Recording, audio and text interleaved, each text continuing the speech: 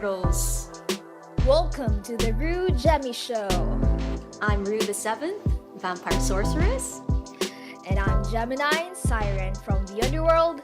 Together, this is Reasonable Underworld Guidance to Enlightenment Mortals Issues. Immortal wisdom from immortal beings.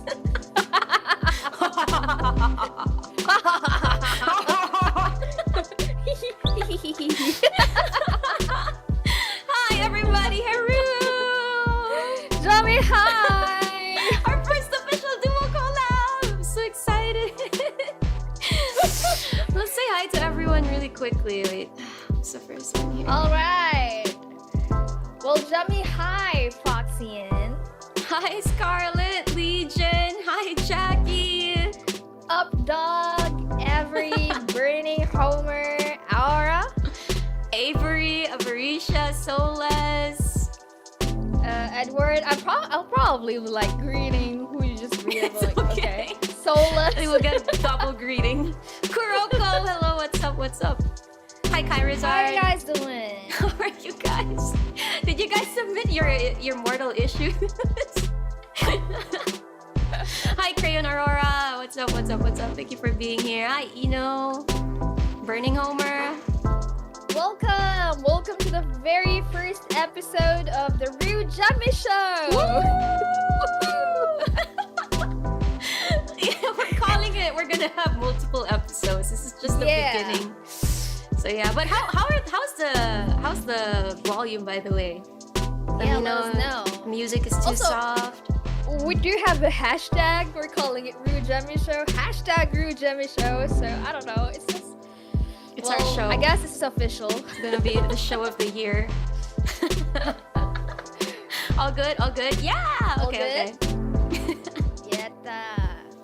So I'm so excited. Yeah, me too. And kind of nervous actually. Like I haven't even seen the questions, so this is gonna be a real surprise. It's gonna be fine. I mean, how hard could the mortals issues be, right? I mean, we have all the knowledge, combined years of like 1,000 plus years to share.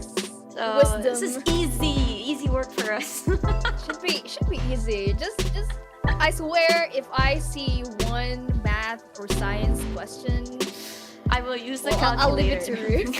I'll leave it to Ru. Hashtag no Jackie show. Hashtag no Jackie show. Actually, we are in. This is like a fancy place because this is Mugen's place. And as you can see, above my head, Mugen has a sign of like Jackie, no Jackie allowed. You see that? No Jackie allowed. You see that? Again, this is Mugen's house, so I don't know what's Mugen's beef with Jackie is. Well, sorry not sorry, Jackie. You'll have your time. 7 times 48 is 48 times 7, obviously. 9.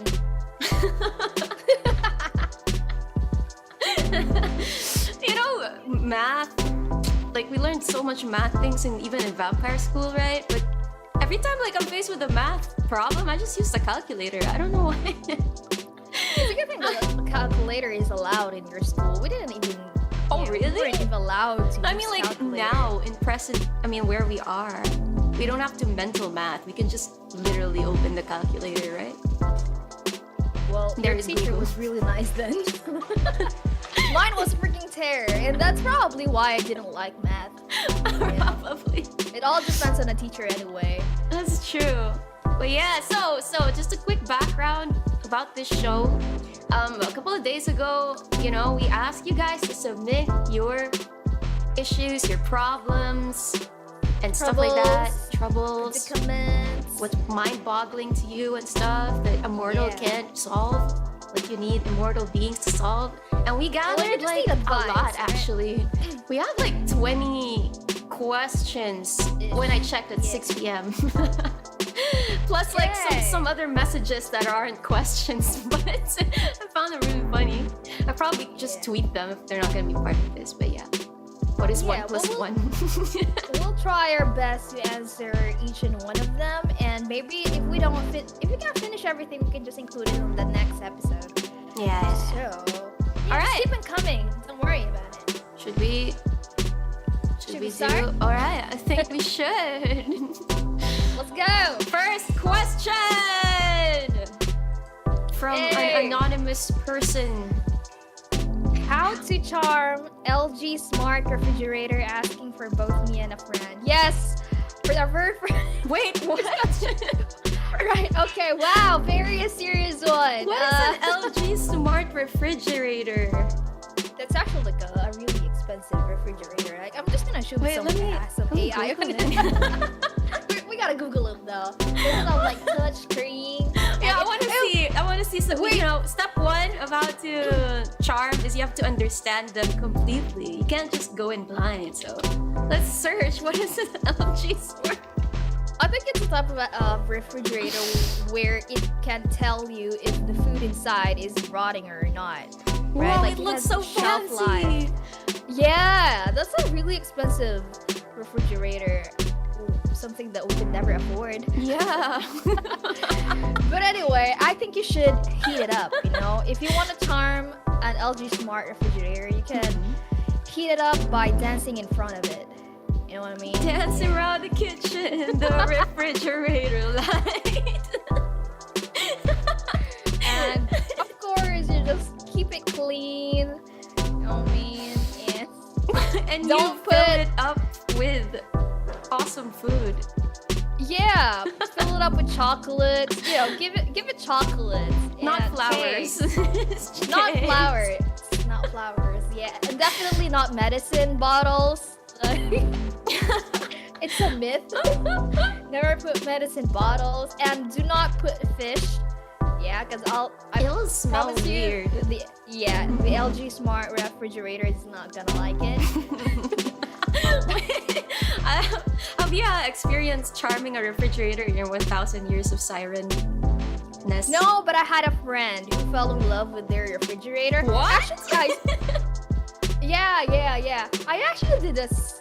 I actually saw a short movie on the internet about someone falling in love with a refrigerator. Oh I'm not my joking, alright? I goodness. actually saw one. Wait. And you know what? I Someone. don't know where to look for it. I'm just gonna type someone in love. Yeah, but okay. So here's what happened. All right, I'm gonna make a. Tell us. It's gonna be very short. All right. Okay. So the story was like, this guy was like really close to the refrigerator, and they've been together for years and years and years of his life. This refrigerator is like very well used, and it's kind of old, like the type of refrigerator that doesn't even have like, you know, it's not touch screen, it's brown, it doesn't even have. I think you fell in love with the refrigerator too, so you're not frozen. Where did it? This is what happens. Hello, privyatimo is possible. Welcome. Hi. Yeah. Okay. Well, anyway, I'll keep going. All right. I am you. And anyway, Wait, why are you frozen? I'm frozen, but on the camera on the YouTube studio, I'm working fine. What? You're frozen for me. Okay, you know what? What is happening? Maybe I gotta reconnect. God damn it! I was getting into the story too. Oh my god. All right, are we disconnected? I'll reconnect. Jemmy free. Jem mesmerized. Oh, there she goes. Okay. I'm reconnecting. Okay. I'm back. Okay, there you go. Yeah. You're back. Okay, tell us about Okay, this epic romance. So Slap her. What is wrong with you?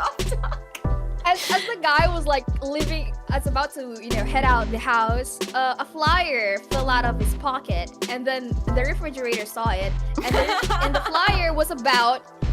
It's an ad actually. It's an ad about For another refrigerator. For a new refrigerator, you know, an AI, very way up ahead, the technology and all that. And then you know what the refrigerator did? He freaking run away from home. He can do that? Yeah, it can walk. That's amazing. Wait, is this guy a human or also another appliance?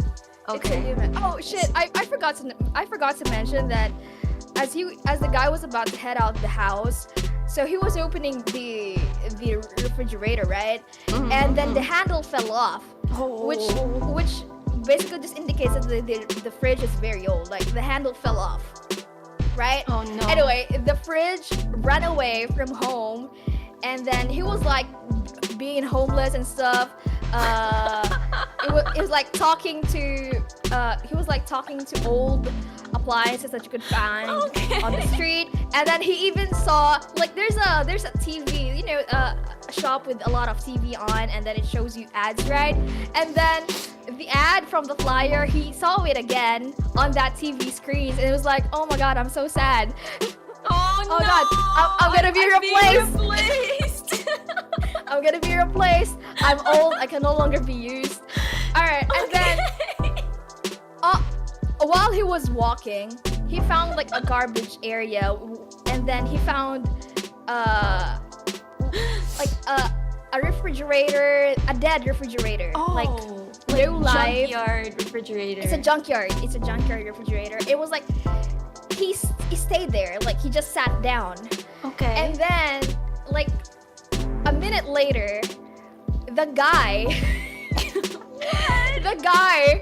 was looking for this old refrigerator, and was like so panicked, right? Like, where are you? And then he found the old refrigerator in the junkyard, and he's like, where have you been? I've been looking everywhere for you. And he was like crying and all that. Wait, this is the guy who owned this refrigerator who ran away.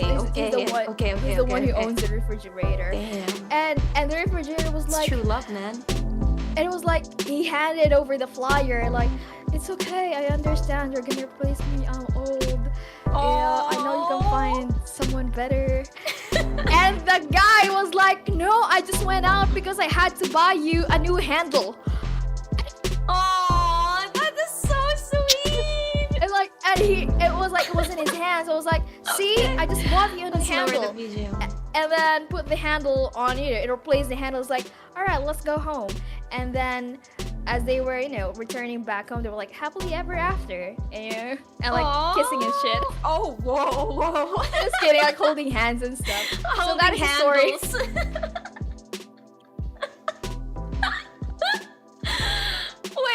Wait, is this an actual story that I don't know about? I kid you not, it's an actual story. What? That is so refrigerator.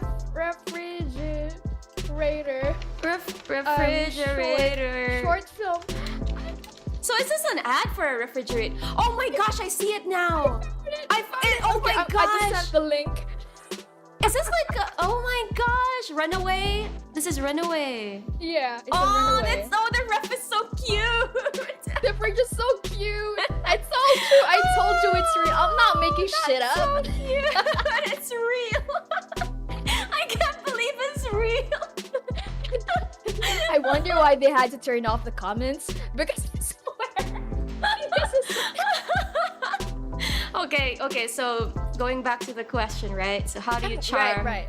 Okay, first of all, don't get brochures. They might get jealous. Yep. Never show a new refrigerator flyer, and make sure to replace all the handles that are getting old. And just keep using it, I guess. Make sure it feels valued. Never let them feel jealous. Oh, Avery has seen it before. By the way, welcome to the new people coming in. Thank you for dropping by. We're just in our first question. I know. I'm sorry that took so much time. No.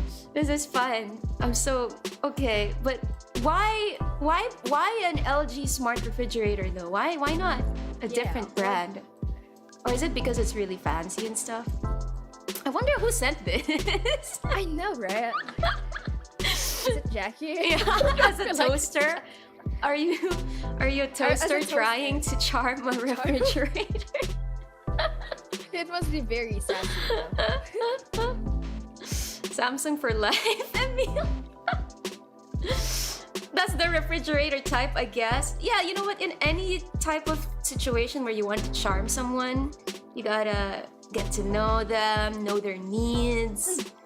You gotta pay attention to it, Take but care don't be like of a it. creep. take care of it. But Don't be too clingy. You need to give it some space. Make sure it's filled up. Refrigerator. Refrigerator. Freeze. Good one. It's Good a one. yeah. How do you raise a refrigerator? Yeah. Yeah. All right. Okay, we can move on. I think that wasn't even like a real. I know. Question. But I think let's look for a real question. Let's see. Actually, I don't know. This is pretty much just the order of how I saved it. So, okay, I think this is kind of serious. Yeah, maybe. that was. What do you do when you get a creative block? Art, music, literature, etc. This is interesting. I think it will relatable. happen for sure. Like, especially if you're doing so many things about like for example, you're getting burnt out because maybe your creative passion, you turned it into your job or something you have to submit for school or something, and you get super burnt out. Like, it's normal. Like, first step one, you recognize that it's normal to get tired of something, right?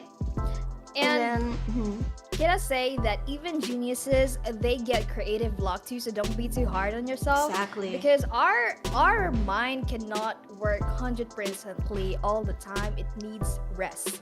So maybe what you're experiencing is not creative block, but it just means that you need to rest your mind from having so much ideas. And just don't be too hard on yourself, because it happens and you can't just produce something out of nothing. So when that happens, just get out of the house and find inspiration, but don't think about it way too much. Just like live your life, like just the normal way. I don't know, see something, touch grass, experience something new, because you're not gonna get it from just staring at your screen or exactly your art. And like if you think about, I have creative block, like of course you're not gonna get anywhere. For sure. So just forget about it, let it go, and eventually new ideas will come in and you'll get your motivations again, Yeah, exactly, for sure. Gemi Highs, Jin. Lady Immortals, where can you send your questions? I should have put that on the link. But it's too late now, don't worry. We're gonna have an episode 2 anyway. So, mod, we have a mod. Yeah. Actually, you can go to my community tab. There's a marshmallow there. And then, I don't know if we'll finish all the questions, but maybe we can. Let's see. But you can definitely leave your questions, and then, because this is not gonna be like just one thing. We plan to do this regularly. Yeah, because I heard that there's a lot of mortal issues, so yeah. But yeah, going back to the question, like what Gemi said, sometimes you just need to look at something else, to experience something new. Because I feel like creativity comes from a lot of experiences that you go through. So if you're stuck, like for example, you're trying to write a song, it helps it really won't help if you're uninspired and you're trying to force inspiration out of just yourself, versus if you go out, like Gemi said, like touch grass, experience something new, see people, meet people, get inspired by their stories, and then you'll be inspired too. I think that's what helps. Like every time I do get creative block, because even as a 100-year-old vampire, it happens. It happens. And yeah, like every artist, I think that when you get creative block, you're bound to get really frustrated, right? Yeah. Like it's hard to enjoy what you used to enjoy if you keep thinking like, hey, I have to produce something, I have to do this, I have so many work in progress stuff, I have so many drafts, a lot of unfinished stuff. I have a lot of but you can't go back to it no matter how hard you try, and you're like feeling guilty about, but there's something I want to try, but I feel a little bad that I could not continue this thing that I was so excited about. It happens, and you're like, okay, we're reaching a wall over here, and I don't think I can be trusted with this, but you just have to. I know myself that you just gotta enjoy. You just gotta like find reasons why you started this in the first place, or like why are you enjoy this. You know you enjoy this, and yeah, just if you focus so much on producing, or if you're focusing on like what other people think as well of your that too product. It's like sometimes you know, sometimes it might be part of it. Like for some of you guys, you're probably artists or you're probably like musicians and stuff, and you have to do it for work, so you get kind of jaded with it, right? But sometimes you just need like to focus on why you started doing it in the first place, because you enjoy it for yourself, not to please others or not as a living. Because I get it, like sometimes like when I have a hobby and when it becomes my job or if it becomes work, you kind of lose the passion, because it's like you're trying to please clients or like you're trying to please other people. It becomes a responsibility. Yeah, like it's not fun anymore. It's not fun anymore. I get that. And you can't anymore like find the joy in it and find the spark of your passion in it. So what I usually do is like I either do something else totally unrelated to like my responsibilities. Does that make sense? Like for example, if you're writing as a living and you kind of like stop writing creatively because you're just so burnt out with, you know, your work. Like I would tend to like do something totally new, like read a novel or like draw something. I don't know, or just even clean the house. Like just distract, do something else that can cleaning really works, no? Because it clears up the mind. It does. But like, so what you're saying is like do something satisfying that is totally unrelated to what you're frustrated about, and be like just have a small success, maybe like cleaning. Like do something that you feel like you're accomplishing something, and then you can find the motivation to like finish what you have to finish. Yeah, or do 5,000 steps today, like a goal. You know, there's anything that could take your mind off it, and while you're play doing Valo or something. Yeah, play Valo or something. It just happens. It's a cycle of life. Relax, guys. Everyone gets a creative block. Yeah, for sure.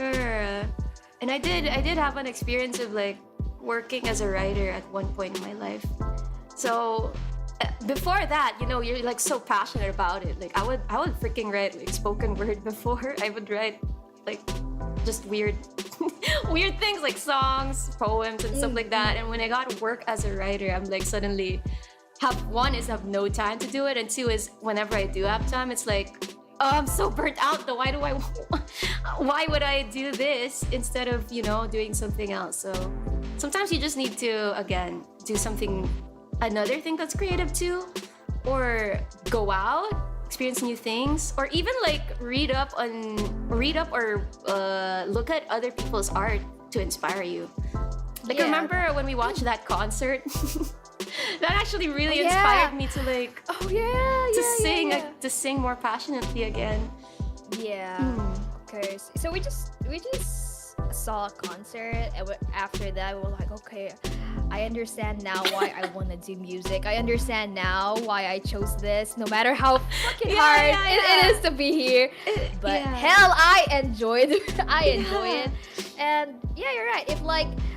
If doing something unrelated to what you're doing is not helping at all, then yeah, just try to find reasons why you even love doing that in the first place. So then just look for inspirations from other people, like appreciate other people's art. Yeah, go to a museum. You know, I did that too at one point when I was like feeling so uninspired. I just went to a bunch of museums and I was suddenly so inspired. Afterwards, just seeing like the creativity of other people, and like you get kind of inspired to write something or to do something. So yeah, those are the secrets to removing your creative block. It's definitely not simple, you know. You might get it more often than you would wish, but you just kind of have to never give up on it. Yeah. You see, I used to write a lot in the past too. Like, oh, really? Inspirations just used to come at me so naturally. Like I wrote so many songs in the past that I just gave it to other people. I just gave it to other people. Yeah. And I was like, okay, I feel like this is something that I can keep going. Like, I don't think I'll ever stop. I don't think I'll ever get tired of this. But at some point in our lives, being creative is not the only thing that matters to you. You know, other things in life becomes a priority. Surviving, for one. Surviving, getting a job, your relationship with other people, your parents. A lot of things can happen, right? Like, for sure. Suddenly, being creative isn't like the number one in your life, and that's probably why you get stressed. And suddenly, being creative is harder than it used to be.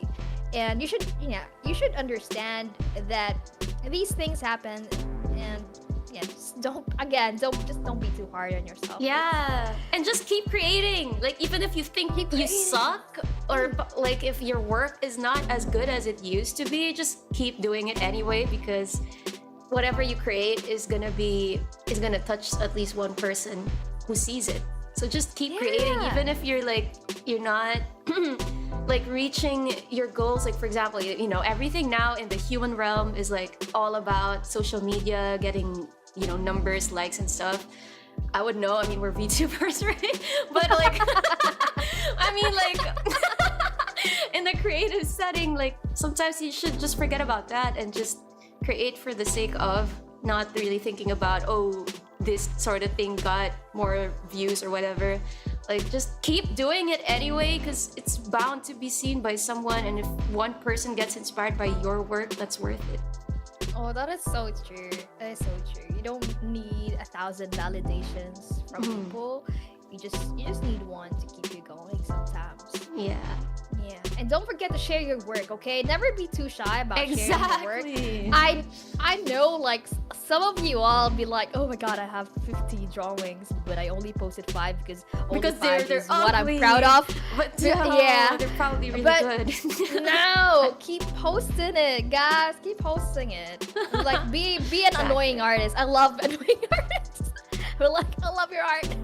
Exactly. I can't even draw, so just see. I can't even draw. So you're already better than me. I wish I had your talent. Yeah. Hell yeah. All right. Okay. Yeah. This is such a nice topic. I could just talk about this for another hour. We could actually make this a solo stream if you wanted to. Okay. Yeah. Let's move on. We hope that helped. Okay. Question number 3. What should you do to get discounts from gamer dentists or other professionals? I think this is like targeted to Gemi. This is easy. Okay. I heard about this. All right. Okay. Let us know the steps of how to get a discount, Gemi, from your dentist. Okay. So this is a trick, really, but well. I wasn't even up for a chat when this happened, but I like to observe people. Yeah, I could be like quiet in a public space and just be observing people. And when I went to the dentist, that's what I did, right? And I heard the dentist talking about some games, right? Wait, while the dentist was doing your teeth, he was talking about some games? Yeah, as he was checking my teeth, he was talking about games, but not to me. He was talking to a fellow dentist who was also in the same space. I see, okay. And he was like, I think he saw me like snickered. I laughed a bit, you know, okay. like I could totally relate to this kind of looking face. and he was like, hey, wait, do you also play games too? I was like, but I couldn't talk. Why do dentists do this? This is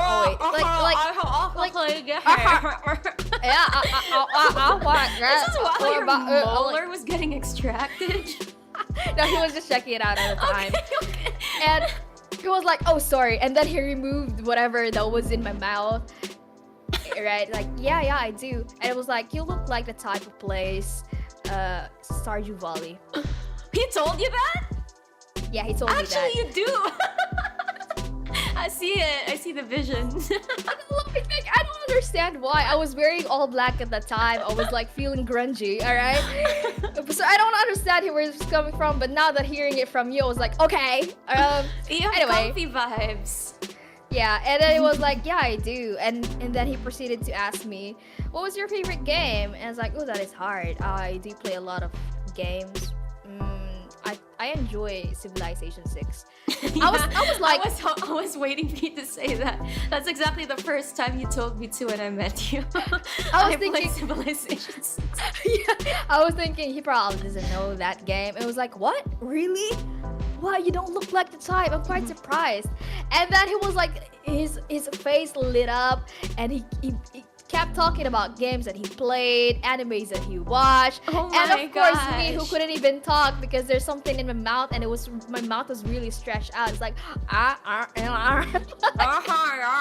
like, and then after the checkup, he was like, okay, listen up, I'm gonna give you this a discount just because you look, you know, I like the game. You look like a gamer.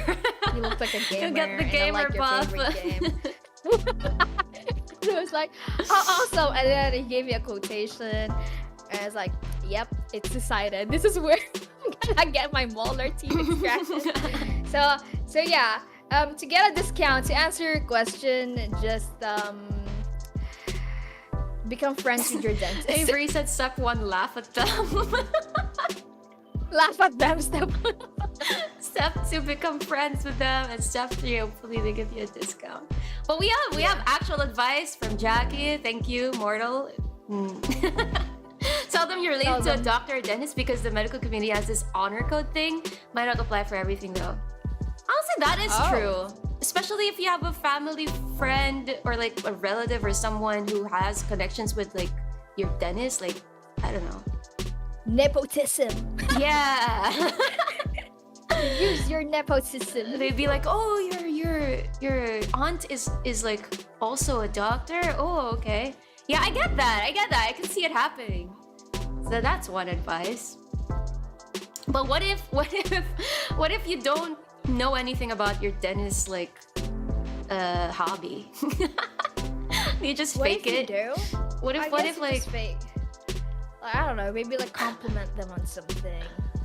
try to riz them? Try to raise them. Hey, Hey.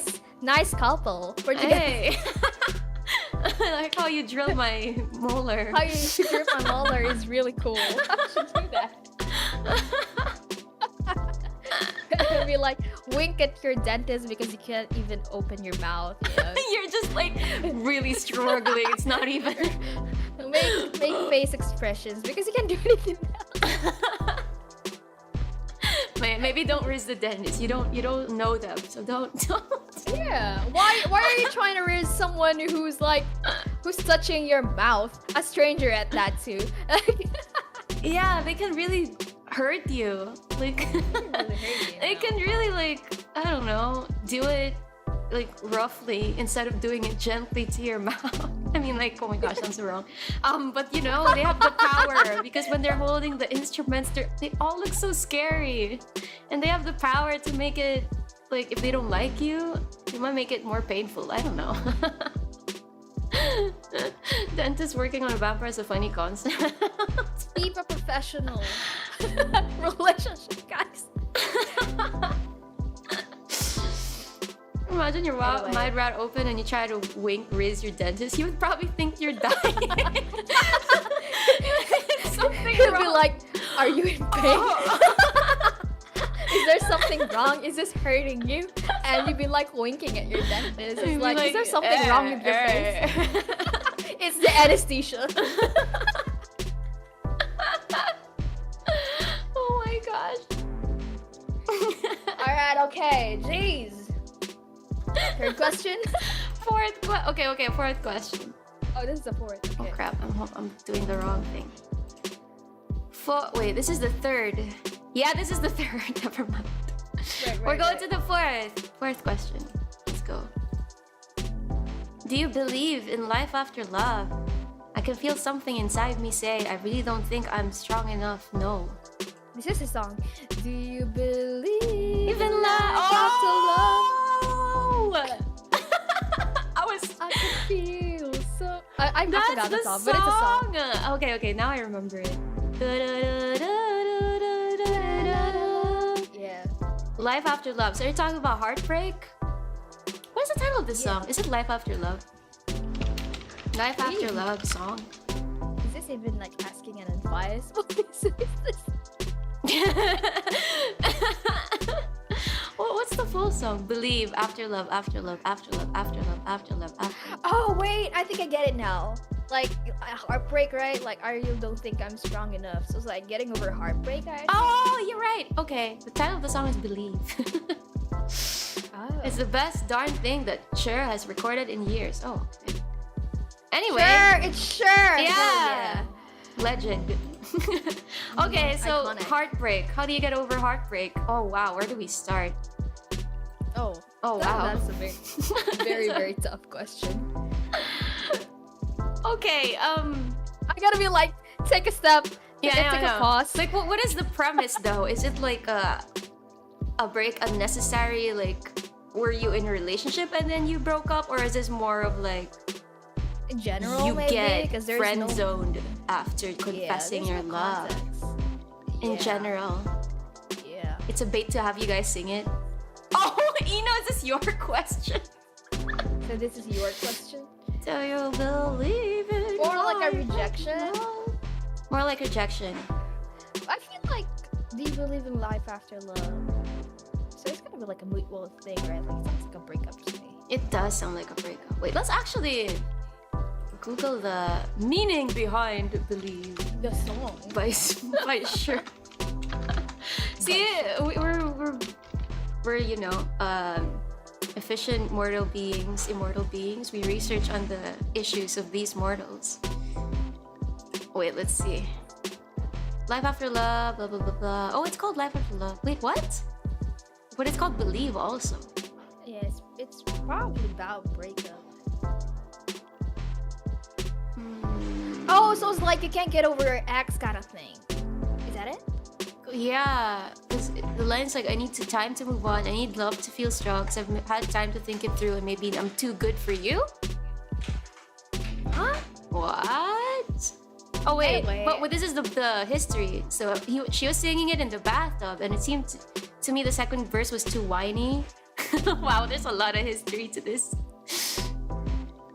Okay. Wait.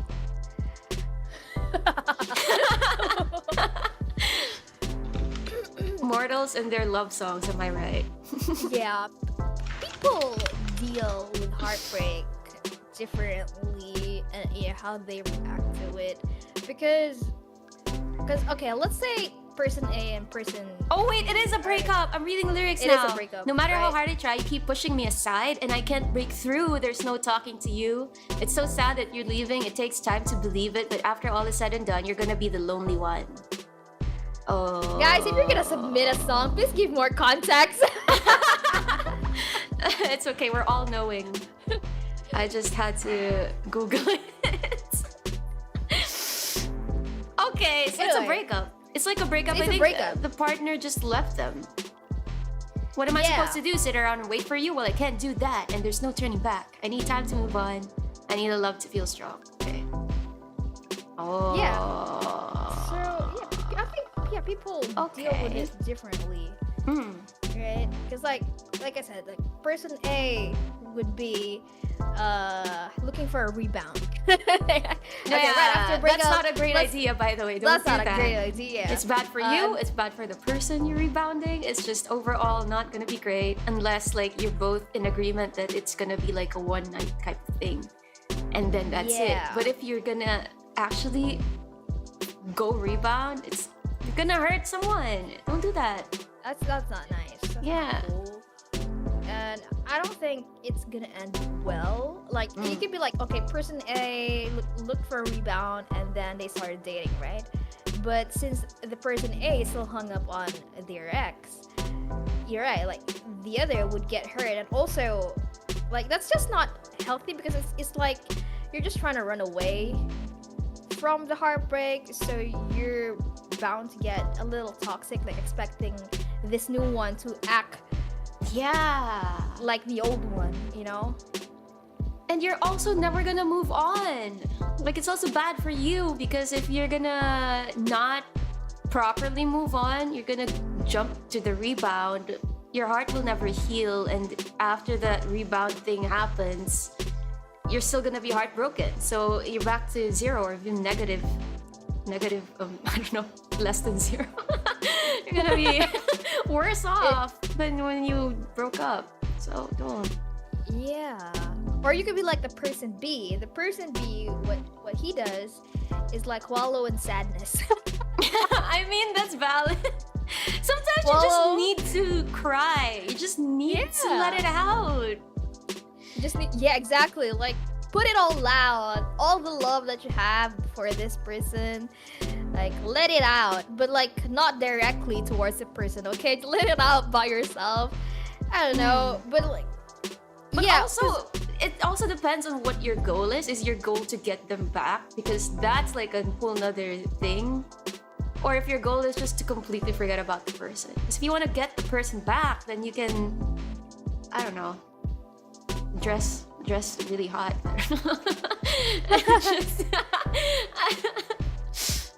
Yeah, I think I believe in life after love, because this love that you had is not your, your world wasn't built on that alone. You had a life before it, so of course you will have a life after it, right? Yeah. Hi Connor, what's up? Okay, yeah, and actually the line has the clue. Like, you try to, okay, if you're going through a heartbreak and it was really painful and you didn't, like, maybe it ended in terms that the person just kind of decided by themselves without, it's not a mutual breakup, for example, right? So you're obviously really hurt and like you don't know where to start.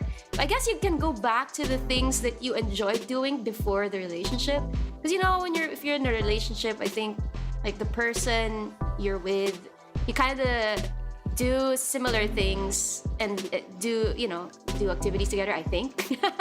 Like in a relationship, so you share these hobbies at one point, so it's also nice to go back to your own hobbies and the things that you enjoy outside the relationship, I think. Yeah, help. and just give your heart a break. You're probably gonna go through the 5 stages of grief, so just let it happen. Let it until you get to acceptance. Yeah. Because you're getting over a person, right? You're getting over a life that you had with this person, and it's definitely not easy to forget. And I don't think you should even like force yourself to forget it instantly. Like, you're gonna get through the 5 stages of grief, so you probably cry a lot, Depression, and then probably anger, you're denial, gonna get angry, like okay, and you might even think that maybe if I do this, she'll take me back, but in denial stage. But also you kind of have to look at it another point of view. Like, how usually you're just like, oh, this person left me or broke up with me or whatever, I'm the problem or whatever. They might also be the problem. Like, the fact that they left you, like, probably under circumstances that aren't, I don't know, normal or not like considerate of your feelings, even if you went through stuff. The fact that they did that and they're capable of that, that's a red flag too. So, you can think of it in a way that you're dodging this possible red flag person. Maybe it's a blessing in disguise. Yeah, and you'll find someone better for you. Yeah. And some people are just not meant to stay in your life. They're just meant to like pass by, and sometimes, and maybe this person stayed in your life for months or years, but after all you find yourselves, okay, we're not compatible, our goals are different, we don't actually communicate well, and you both have tried hard and it's just not working out. Okay, so you both have the problem. It's not it's not you, it's me, but it's both of us. Yeah, like, right? sometimes it's not the other person's a red flag or you're the red flag or whatever. Sometimes it's just that the compatibility is just not working anymore, and it will be more painful if you stick together versus if you just let go. If you force it. Yeah, because like, after all, love is about feeling, it's not self-serving. If you really love someone, the thought of this person being happy should make you happy too, no matter how painful it could be. Like, okay, if this person is no longer happy to be with you, so to stay by your side, you gotta let go, right? You can't force it. Otherwise, it's not love, it's obsession, right? It's just toxic. Guys, You're being that's obsession. parasocial. Like, you parasocial. You're trying to own a person who obviously would rather not be with you. It's like it's just not finding happiness with you. I mean, right? it will So- suck. Like, it's not gonna be easy for sure. But Yeah. it's just how it is. It's just how it is. And when you're going through a breakup, I think it's good to have A support system. a support system. Yeah. Yeah. Like, talk to your friends. Drink it. Drink it out. Write a song. Write a song about Like it. Taylor Swift, look at all her nice. And Olivia Right. too. Yeah, write a fan fiction about you too. Okay, that's not that's kind of creepy. Make a movie out of it. Make I a don't know. movie, but maybe get the permission of your ex. Like last 5 years, did you hear about that? Oh yeah. Oh my god. But yeah. Oh, someone's asking if you're an angel. Are I'm you a an siren. angel or you're a devil? I'm a siren. Thanks for asking. But yeah, people have different ways of dealing with it. There's no right or wrong answer. It's just sometimes you do what you have to do to get over it. Just don't hurt others and don't hurt yourself in the process. Yep, that's It's just gonna be a hard thing to go through all the time for sure. Heartbreak. yeah. And don't be looking at their social media, okay? Don't be like stalking them. Yeah. And be asking yourself, but why does she look happy now? Was I holding her back all this time? And we're like looking at your pictures, but she was smiling so much. What did I do wrong? Like, stop stalking your ex, I swear to God. Stop it. Don't do it. You only hurt yourself. You'll only hurt yourself. Just unfollow them, block them. Block. What are your thoughts of like being friends with your ex, for example? As a part of LGBTQRSTVWXYZ community, XYZ 1, 2, 3, 4, 5, 6. it is very common in our community to be friends with your ex because we're just so tiny community, you know what I mean? I get it. Yeah, it's oh my god, should I shut up now? I know, but like But it's actually it's quite fine. normal. It's actually quite normal, and I think it's a little too straight culture to be not friends with your ex. I Like, guess. okay, but Actually, you're right. if it's like a mutual decision, like okay, we both understand that this is Yeah, just unless not if it's meant like to a be. really toxic breakup, then obviously you're never Yeah. gonna speak to the person ever again. Yeah, But- unless if this person like really did something wrong, like Yeah. worthy of block. Yeah. But again, I don't really advise talking to your ex after a breakup, like fresh right after. Like, don't do that. Yeah, I because was you gonna gotta say you need time. Yeah. You need time to actually get over them. Don't be friends right away, because either you're just gonna, I don't know, make mistakes in the process, hurt yourself, give yourself false Alright. hope and stuff like that. Yeah, you guys, I lived 1,000 lives, all right? And in the underworld, I dated someone in the past, and I'm still friends with them to I this see. day. So it's like a proper relationship ending, like civil and everything. But yeah, well, there's still hard feelings, but we didn't talk for years. I see. But Okay. we had like mutual friends in the underworld. So and like it was after just- years, that's when you were finally like okay, but you're not like close or anything. You're just like civil. I was actually the one who broke it up. But it was hard to avoid her, and it's not like I was even trying to avoid her. It just so happened that this person was always there in a setting, right? I see. So, and it's not like we harbor hard feelings towards each other. And again, it's easier because we were friends before we started dating. So there's the thing. You can't be friends with your ex if it started off with friendship. As friends, yeah. Yeah. I see. It's just easier. And I Like, guess you know it's this also person. like you kind of have to get consent from the other person, like if they're willing to be friends after. Like you can't really just course. force yourself to like, oh, we have to be friends, you know? Like if they're open to that idea. Sometimes it just takes them longer than you to move on. So you have to wait. You have to wait for them to be fine with being friends and stuff. It's gonna get awkward at first. If you like really want to be friends with your ex, but it's not, you know, you don't want to be romantic anymore. You just want to be platonic, right? Yeah. Just feel it out first. Like look, like how they express themselves, the body language. Are they taking you well, or you know? And maybe you move on faster than them, and they're not, and that's not gonna be a good, right? Yeah. And also, like if you do get another partner, I mean, it also matters like the preference of your new partner. If they're okay with you being friends with your ex and stuff like that. Oh, that's true. Yeah, So- that matters too. Yeah, because you gotta respect the relationship, right? You can't just. It helps if the partner of your ex notices you first, like approaches you first. That means this person is cool with it. Yeah. I know some people if who it's are not though, like literally the new partner is okay with like them being friends and everything, like, but also it's been like years, so you know, and everyone again in the gay community are just they just end up becoming friends anyway. I mean, if it was a healthy breakup and stuff. Jackie said, imagine being friends with your ex. It would be easier to be friends with a doorknob. This is so funny because I actually know who they're talking about. Sometimes it takes maturity to be friends with your ex, especially if it wasn't a bad breakup. Yeah. You both have to be mature, for sure. Yep. Hey, Jackie. All right. Not trying to point out anything. Yeah. Imply.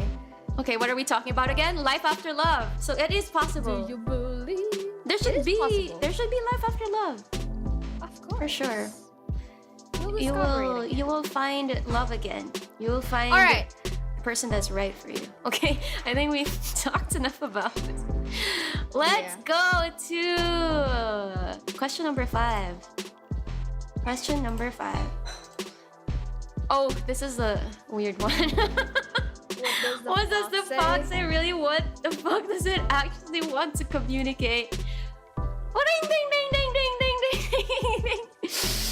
Ding ding ding ding ding. Fuck you, leave me alone. I'm so tired of this shit.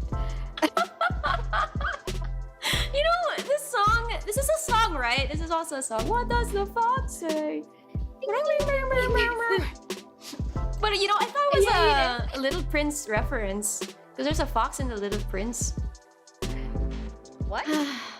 Did you ever read or watch Little Prince? No. Oh, What's that? really?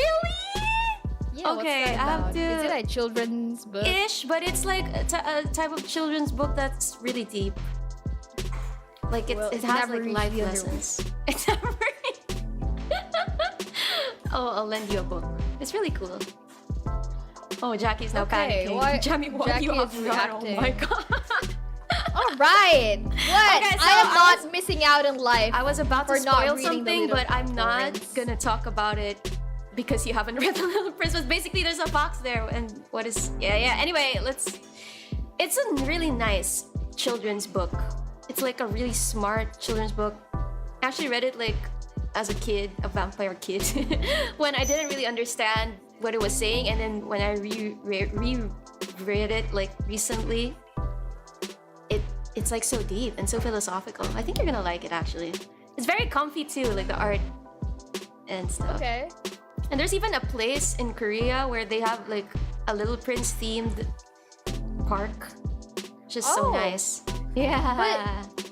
But wait, so there's a fox in that story. Yeah, there is. Watch along, read along, ASMR when. Can we do that? If I read Little Prince on stream, will we get sued for rights? Or can I read you guys? Maybe on Switch. It's not. Maybe on Switch. But you know, I did read some comics for Christmas, and they were like Marvel, DC. and it's still up, so it's legal until it isn't. I know, like I was prepared for the video to be taken down. Like even Mugen and Manju was like, okay, we have to be prepared if like, you know, they decide to like say, okay, you have to take down your video. I was like, yeah, whatever, it's okay. And then it's still up, so I don't know. Well, maybe I guess can. YouTube doesn't mind. Maybe we can. So what does the box say? Oh, it's Jackie's favorite book. What does Fox say? I don't know. But I just know that foxes are very vocal. Like they express themselves in various like roars and like different sounds. I guess that's why the song is like that. But I don't think it's literally like ring ding ding ding. Are foxes like cousins Hi Gucci. of dogs or of cats? Dogs, right? Dogs, I think. I think dogs. But we can't pet them. No, we can't. There's like a bigger fox, coyote, which is really scary. And they're like run wild sometimes in other countries. Like they're like fox wolves. I think they kind of look like wolves. I have no idea. I'm not a animal expert. Alright, okay. Oh, Jackie said the fox sounds, fox screaming and barking. Yeah, so they scream and bark a lot. I was right. See, immortal, a human, previous human, now robot confirmed. Alright, should we head to the Actually, you're like, what are we supposed to say here? What are we supposed to say here? But yeah, at least now we know that you should read Little Prince. So yeah. Wait, what was this? This is the 5th one, so let's go to the 6th one. Question 6. Okay, trigger warning, death. Everyone, trigger warning. Again, trigger warning, death. If someone has supported you when you were vulnerable, passed away, how do you deal with it? So basically, someone you cared about passed away. Well, I just slept for 100 years. It worked out well. So you guys should try it sometime. I'm sorry, I did not mean to laugh. I should not be laughing right now. It's okay. It's okay. Would you like to say something about this? Yeah, how do you deal with it? You get on with your life. Because you can't bring back a dead person. So, but you're still alive, so you gotta get, you go back to your life. Because there's nothing else to do. You grieve, give them flowers, you attend their funeral, and all that. But after that, you just keep the person in your memory, and how your relationship has been when this person was still alive. Yeah. How do you deal with it? You don't deal with it directly, right? Because if you really care about someone and this person is no longer around, you will always remember this person. It will always stay in your memory, and sometimes when you remember them, you'll be like, you're gonna spend a minute, an hour just remembering this person. Maybe you're gonna cry. Sometimes it feels like, okay, I will be grieving for the rest of my life, and that just happens. That's how it is. That's okay. That's really how it is. That's just how it is. That's just how it is. You just sometimes, yeah. Sometimes it's torture just remembering them, but I'm sure that they appreciate you remembering them, right? Have you guys seen the movie? I'm pretty sure you've seen the movie. What's that again? With the song Remember Me. Oh yeah, Coco, right? Yeah, it's exactly like that actually. Exactly. Like, that song captures it. Yeah, so that well. Song captures it. How many of you guys cried in that scene? Same. I was watching it with my grandma too in the movie house. Yeah. So I was just like, Grandma, I love you. This question may sound very sensitive, but it's a universal thing. Death death, not surprisingly, is a universal It thing. is. Even you if know, we're people- immortal, you know. Yeah, people pass away. Living things pass away. Us, sirens, Us, you know, sometimes and I don't know. vampires It's a blessing still or passes a away. blessing or a curse. Can you imagine if you can't ever pass away? I mean, it could be great Yes. for like a Be bunch like of free run. couple of thousand years, but after a while, what's next? What now? It just gets boring. Yeah, but yeah, like what Jemmy said though about death, you never really fully ever like Yeah, stop. super get over it. remembering someone. Like sometimes, even if it's been like a decade or a century, like you all it takes is one trigger, like something that reminds you of them suddenly pops out of your mind, and then you just suddenly feel either sad or happy, and that's just how it is, you know. And I guess that's the beauty of it too. Like they will always be alive. It's so cheesy, but it's true. Every time you remember them, they're alive in spirit through you, as you remember their memory and as they still influence you because of how they have affected you in the past. They still influence you to this day, and you carry them with you basically. I feel like Carry it with your heart. the stages of grief, like the last one is acceptance, and it's not really acceptance and wow, I'm never gonna cry ever again, I'm never gonna miss them Yeah. ever again. It's more if you just accept that they're part of you, and that's it. Yeah. And like for me, grief is like season, you know. It sometimes it rains, sometimes it pours. Yeah. You sometimes you're just like, this is gonna be like a total breakdown because I'm remembering a person kind of thing. Yeah. But after that, you're gonna be okay, and you're gonna be like happy again because you see something funny on the internet. Like life goes on, you know. But it's, like Mugen said here. What is grief but love persevering? It's because you have so much love for this person and you have nowhere to place it. That's why you grieve someone, right? Yeah.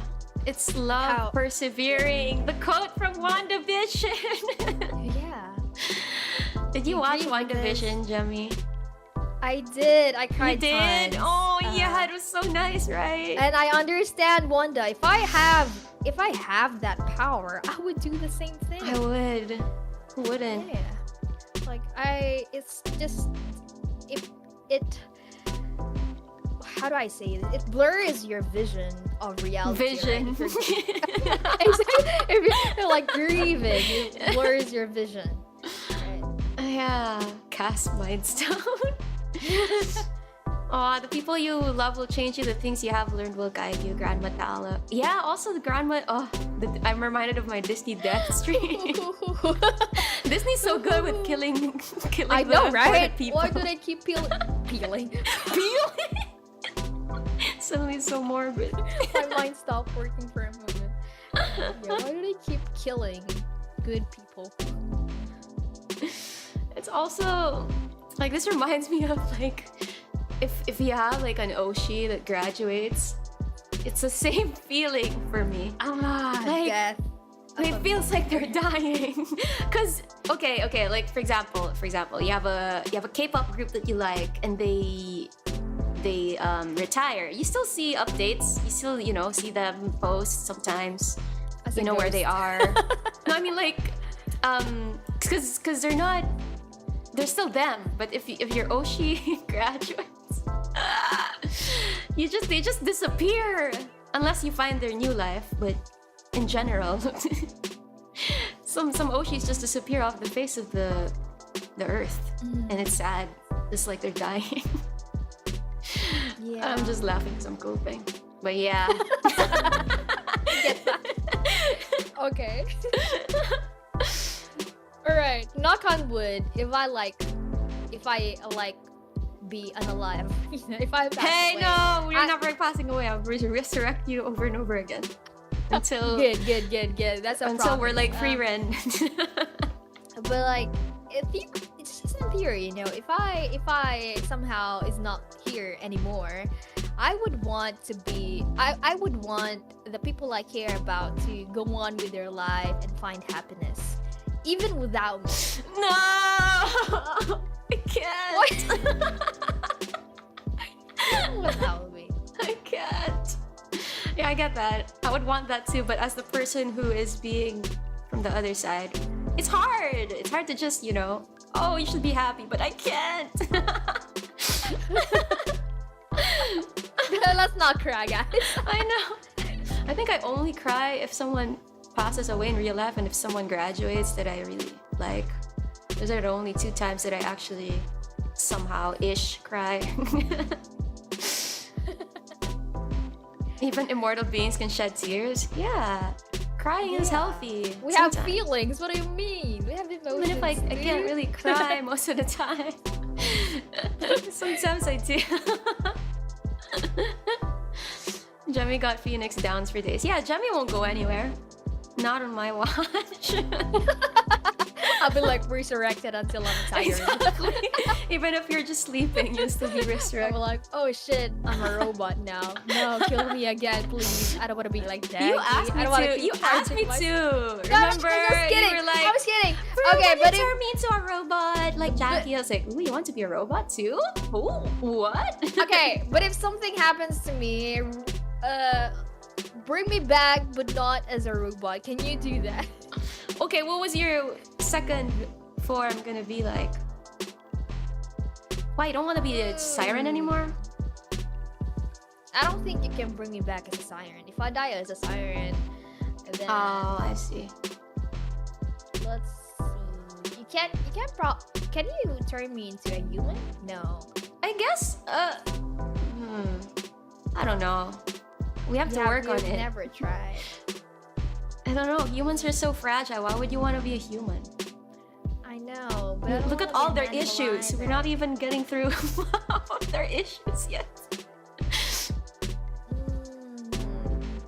Can you turn me into an angel? Well, you want to be an angle. An angle? Angle. From the underworld, now you're gonna be an angel. With wings too. So you want to keep the Yeah. wings. That'll be cute. HEYU, hi. Hi, Asika. Avery said not a chicken, probably. It's been like how many months and the chicken propaganda is still going. I know. Why is it still here? Please. Okay, All right. let's move on. Mhm.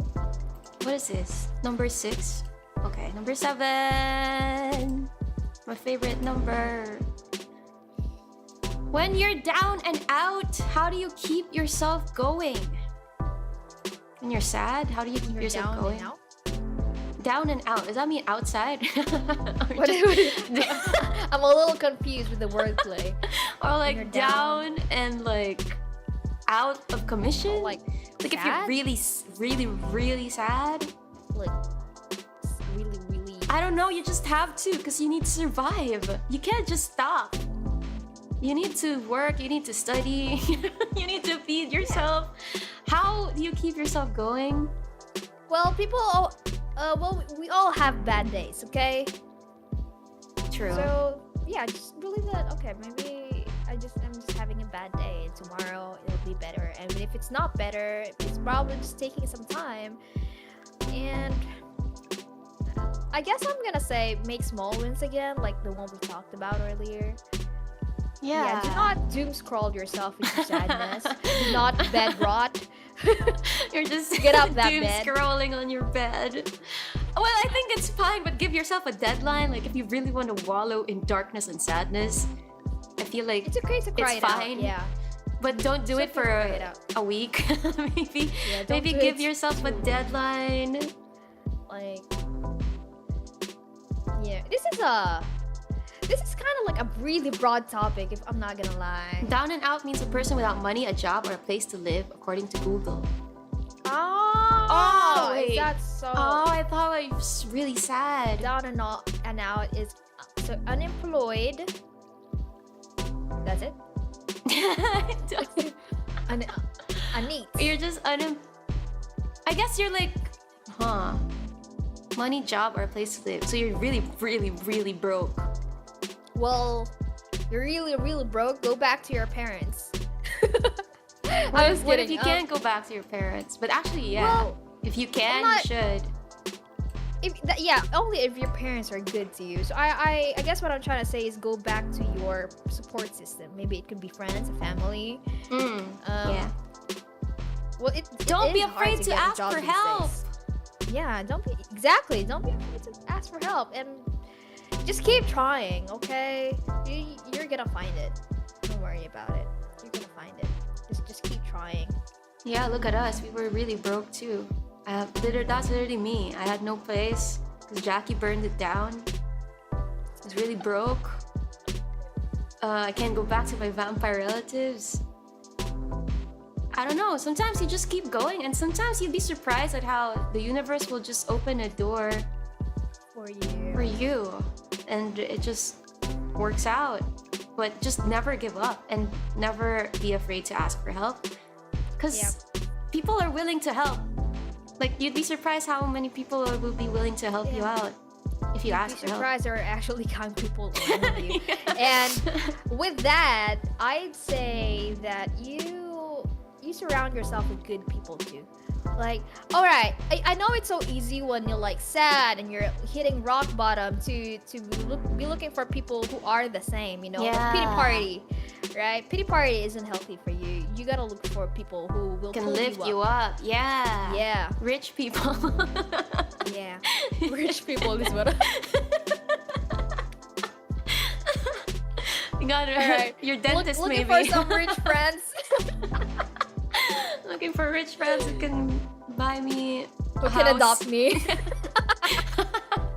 Yeah, you find a magical rabbit like Luke. Yep. Who I still think is not a rabbit. I don't think he's a bunny, Jemmy. I think he's like, I don't know. What? He's very An sketchy. anomaly. Sketchy being. You'll get by with a little help from your friends. Yeah. Don't be afraid to ask for help. And I guess it also goes the same when you're really sad and you feel like you're so lost and you have nowhere to go. You should talk to someone. Or just probably can. If you can afford it. Yeah, it's expensive. If you can access it. I mean, if you're broke, I mean. Yeah, that's right. But yeah, just rely on your support system in the meantime until you can get yourself back up. Cause it's not the end of the world, okay? And you can start small too. Yeah. And maybe you can go back to the things that you love. Like, hey, do you have a hobby before this? Like, you know, maybe you can do that.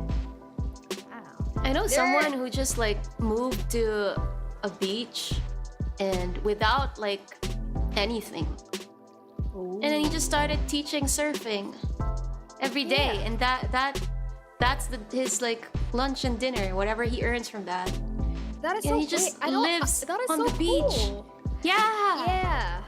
It's beach shit. life. I actually know a few people too, like, who are like that. And I would be like, okay, since we live in a city now, you know, but when I go out to the province, you know, nature seeing, whatever, camping, and be like seeing other people who are living so simply. Yeah. So simple.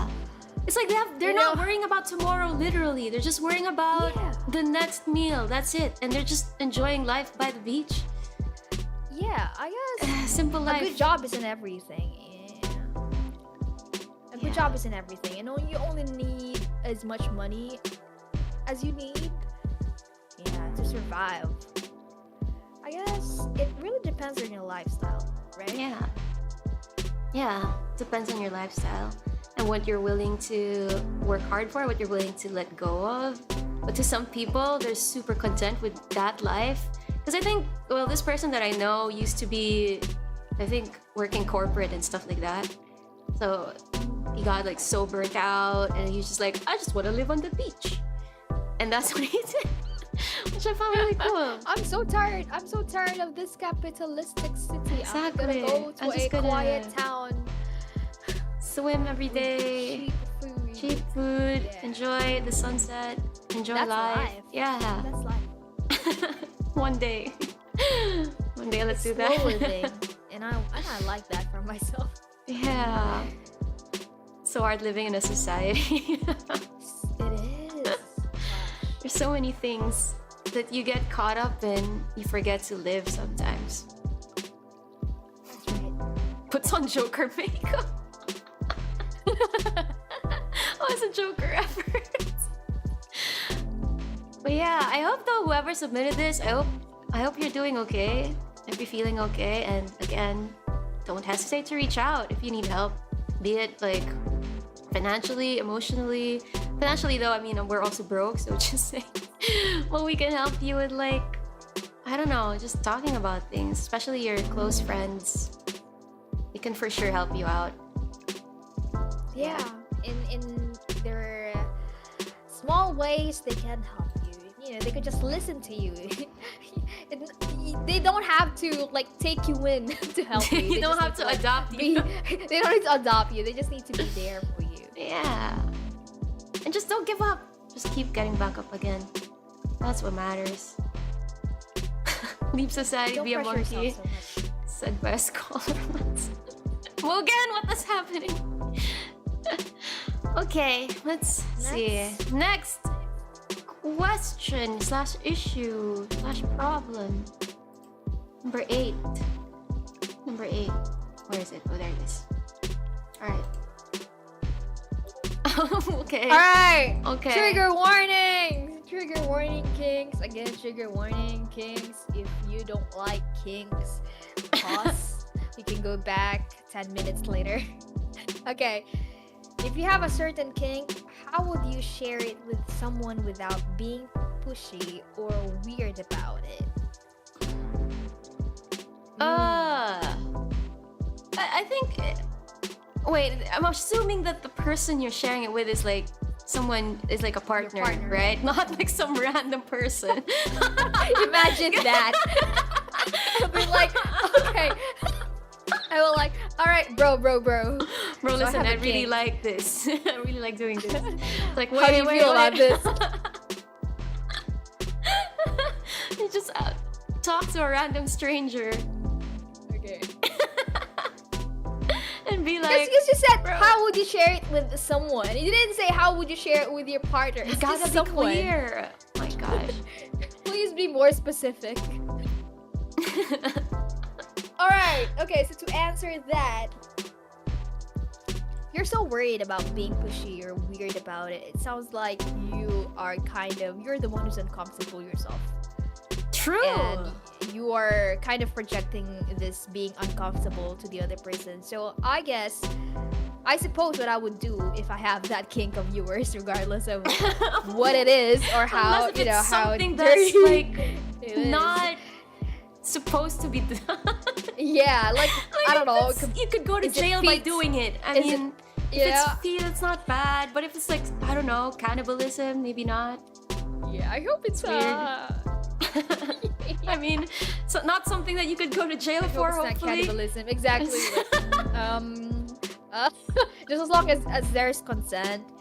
And Yeah. you know, before talking about this to your partner, you could ask this question. Okay, so example. All right, there's something that I want to talk about.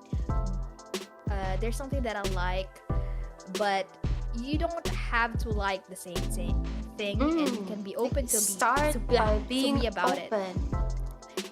And I just want to share it with you because I want to be honest with you, and I would like to know how you think about it too.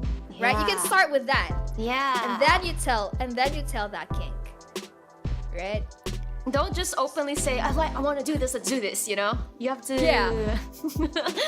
You can't just say, okay, I like slapping butts. And stuff like that. You know, Don't be that's even like a Jackie. minor. Don't be... That's a really minor thing. Like, okay, I like kissing ass. Yeah.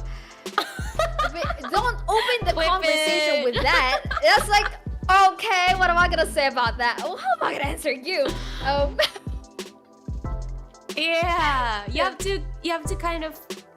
Again, in a relationship, communication is so important. So I think one is you have to make sure you are comfortable with it, because if you're hesitating about doing it, then again, you might be the one who's They're not the one being comfortable. weird about it. Yeah. But like, so one is make sure you are comfortable with it. Two is like, again, talk to your partner about it in an open Yeah. conversation. And three, if they reject it or if they don't like that, whatever it is, then you also gotta be ready to respect that. Maybe Yep, meet exactly. halfway. Maybe ask them what their kink is too, you know? Yeah, and you don't have to talk about it like so extensively. You know, you can Yeah. ease up into it. Like for just read their body language. If they're not receiving it well, you can be like, okay, it's okay if we don't. If we Anyway, stop talking let's- about this, right? Yeah. It's all about respecting each other and openness, right? That's how a healthy relationship should be like, right? Yeah, it is. I think a lot of people forget that. Like, having proper communication is so important for like a relationship to work. And it's not even like, it doesn't have to be partners. It could be like, okay, I have a buddy that I am very buddy. intimate Yeah, with. yeah. A buddy that I'm very intimate with. Hey, buddy. Yeah. So it could be that person, right? Like, but if in order, it's still a relationship. I think it still is, because you have a connection, right? Yeah, for sure. Even if it's just a A one night body stand. connection. Yeah, it's still all about consent and communication. And like, okay, what's the worst thing that could happen? Like, if you're unsure of sharing this, something intimate about yourself to the other person, the worst thing that could happen is they're gonna reject the idea. That's it. Yeah, that's So- the worst that could happen. Yeah. Or like, if you're scared that they're gonna judge you for it, then screw them, you know? Again, unless it's like something that's criminally, you can be in jail with your kink. If they judge you about it, if they like, oh, they're weirded out about it, well, then you gotta ask yourself, is this something that matters to you so much that you're not willing to overlook that this someone isn't comfortable with your kink? It's like, is kink all that matters to you in the relationship kind of thing? Yeah, is it a Right, deal because- breaker? It's a deal breaker, yeah. Because if it is, well,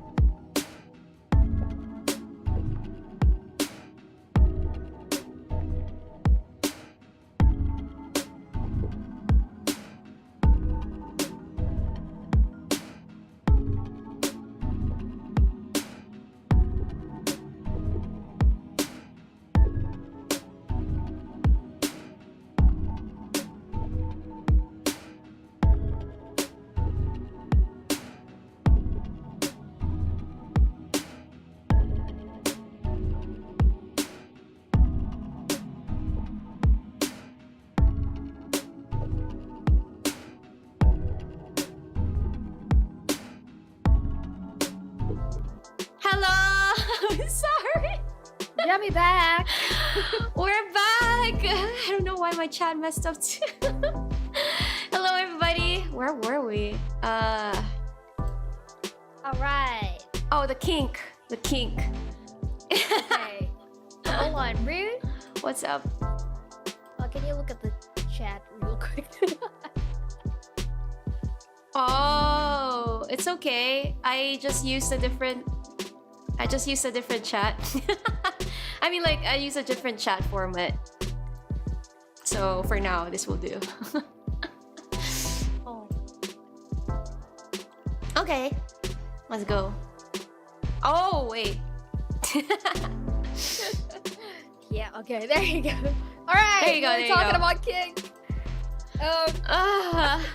Have we talked about this enough, or What else? Do you guys have follow-up questions? I think it was pretty clear.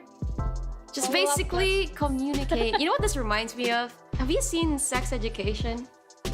oh hell yeah, I love Oh it. yeah, me too.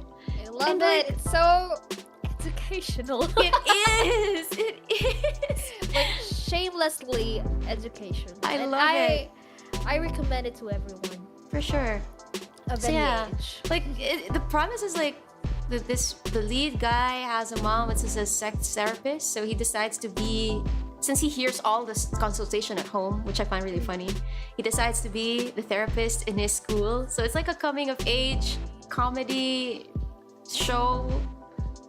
Yeah, it's really funny. Yeah. Yeah, I think, like I said, anybody could watch it, not just because the story was revolving around high school, but I would also suggest for moms and dads to watch Exactly. it because even the moms of those main characters, they had a big role in the show. Yeah, it's so well written. And it's so educational. So educational. And I think most of their problems there are also rooted in communication. Like, it's all about just being open, being comfortable in your own skin, that you're open to communicate with your partner. So, yeah. Yeah. And well, Hi, you're gonna see a lot of boobs and Jojo! skins. Sorry. Yeah, you see a lot of Hi, Jojo. You're gonna see a lot of skins, like skins everywhere. It's just part of the show. If you can't stand it, go watch it. Exactly. Okay, moving on to the next one. That is, what was that? That was number 8. Okay, let's go to number 9. Nice, we're almost halfway. If you're okay, you can read this one. Okay, if your cat is a scaredy cat or easily scared kind of cat, what should you do to help them open up or be more trusting or affectionate? Oh, okay. So this one you can't communicate to the cat like how you would with a person who can't talk, right? So this one's different. This is you're dealing True.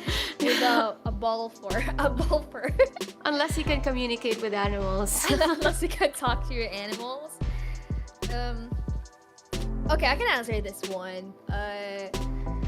Because kaiju is a rescue, actually. Aww, cute. Yeah, kaiju is a rescue and a very scared cat too. You know how a scared cat, if you tame them later on, they're gonna be so clingy. So that's how what for happened sure. with kaiju. Super clingy now. Here's the thing: if your cat, actually just about any pet, a dog, if they could feel your presence, if they can see your presence as calming, they will eventually calm down with you too and start to trust you. Right? Yeah. They're very empathetic. Like, they can feel your emotions. Cats, especially. Like, if you're scared or if you're worried about them, they kind of can sense that. And That's they're gonna be more afraid. Yeah, they're gonna be more scared. If they seem to be by scared, like attacking kind of scared, you know, they don't wanna let you get closer. You just kind of have to wait it out and offer them some food, some bed, let them stay in wherever they feel comfortable staying. It could be, you know, it could be honestly, because I remember Kaiju just staying inside my blanket. Aw, that's cute. For weeks when she was rescued, and I just kind of had to wait it out until like she could feel comfortable and explore around. If she could sense that, okay, I feel safe. I feel safe. You can ease up. I even had like a stick with a Like a toy. like a toy. Yeah. To just like poking around, but like in a gentle way, to be like, hey, we're friends. We're friends. And later they will start to get used to it, and then you can start touching and petting them. And then your problem is gonna be they're never gonna leave you alone. Yeah, exactly. That is now your next problem. You're like, okay, I trust you way too much. I'm in love I with need you. my person. I'm parasocial with you. I'm very parasocial with my person. But yeah, that also happened to me because I did have a Bruce before was also he was an adopted bat cat. So I wasn't the first owner. Like the Renegades, we weren't their first owner of Bruce. So it took a while for Bruce to get used to the new environment. And I think the previous owner was having a hard time with him. That's why he let him go, and I was just like, no, I need to take care of him.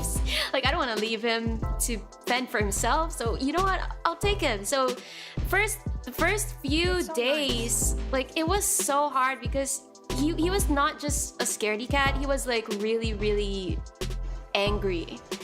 Like, he's the type who would like bite and scratch. Like, he's very like, I feel like he just went through a lot of stuff. Trauma, Yeah, a lot of trauma for sure. So he was extra like aggressive.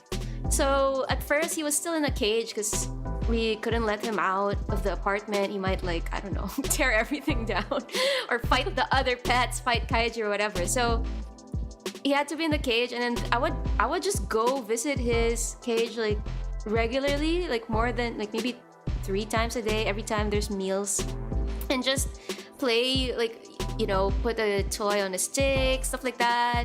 Like, constantly change his water, put food, and then, like, he's the type of cat, like, when I first got him, you can't pet him, like, he's gonna bite you. And then there's one time, Feisty. he's very feisty, yeah, and one time he got out of the cage, and I was panicking because I don't know how to catch this aggressive cat.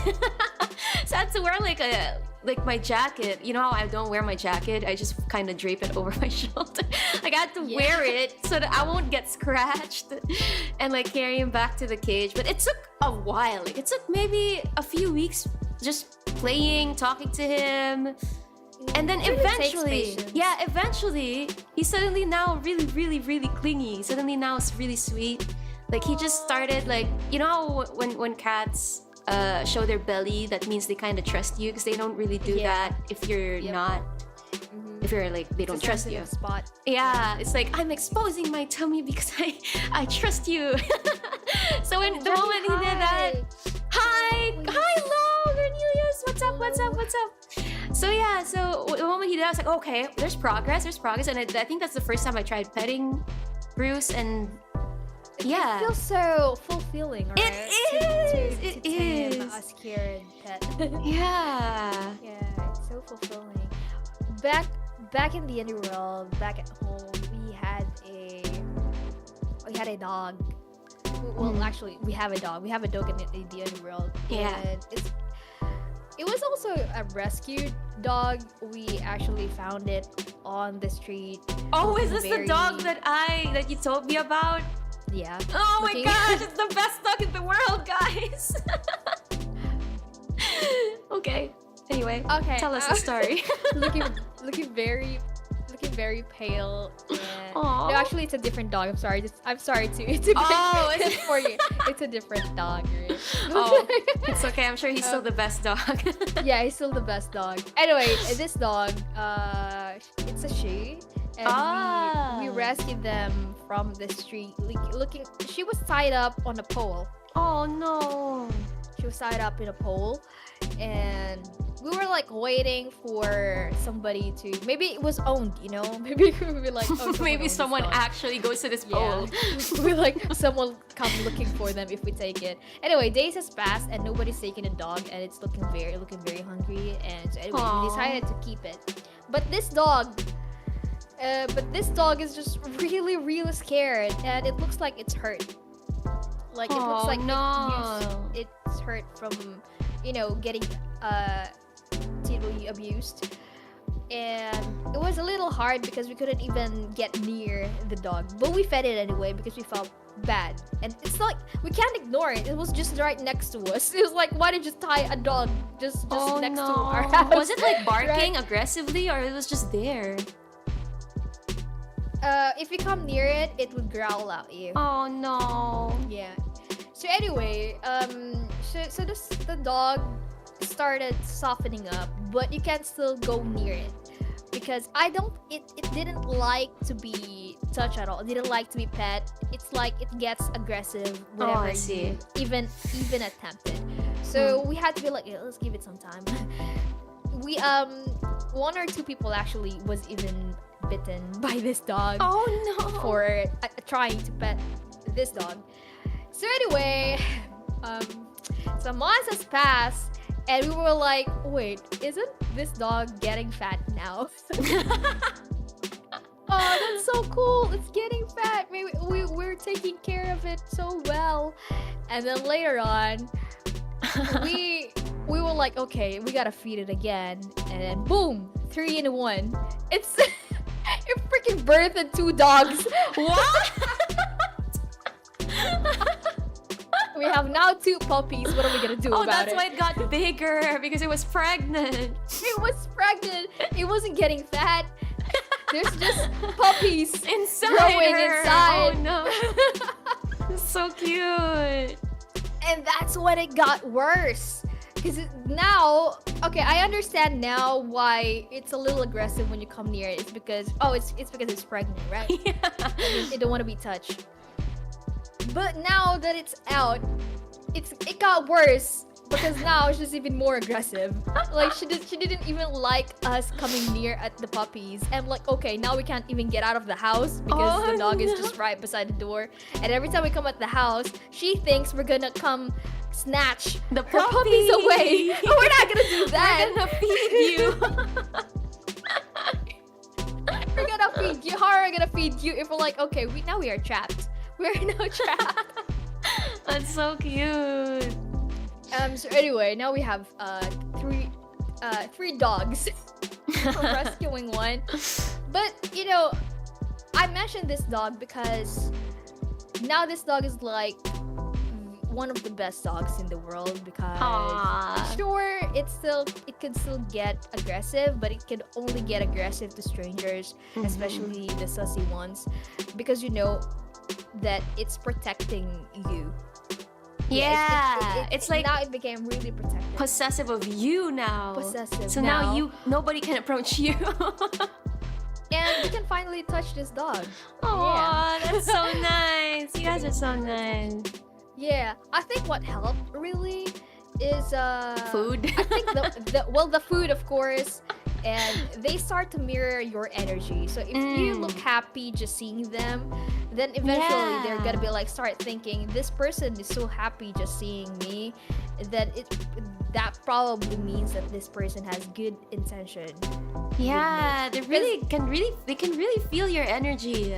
Yeah, you really know. Pets are very You're so smart. Animals are empathetic. For sure. So I think that really helps. Like, we were like, I can't say the name, but we always Cerberus. call her name.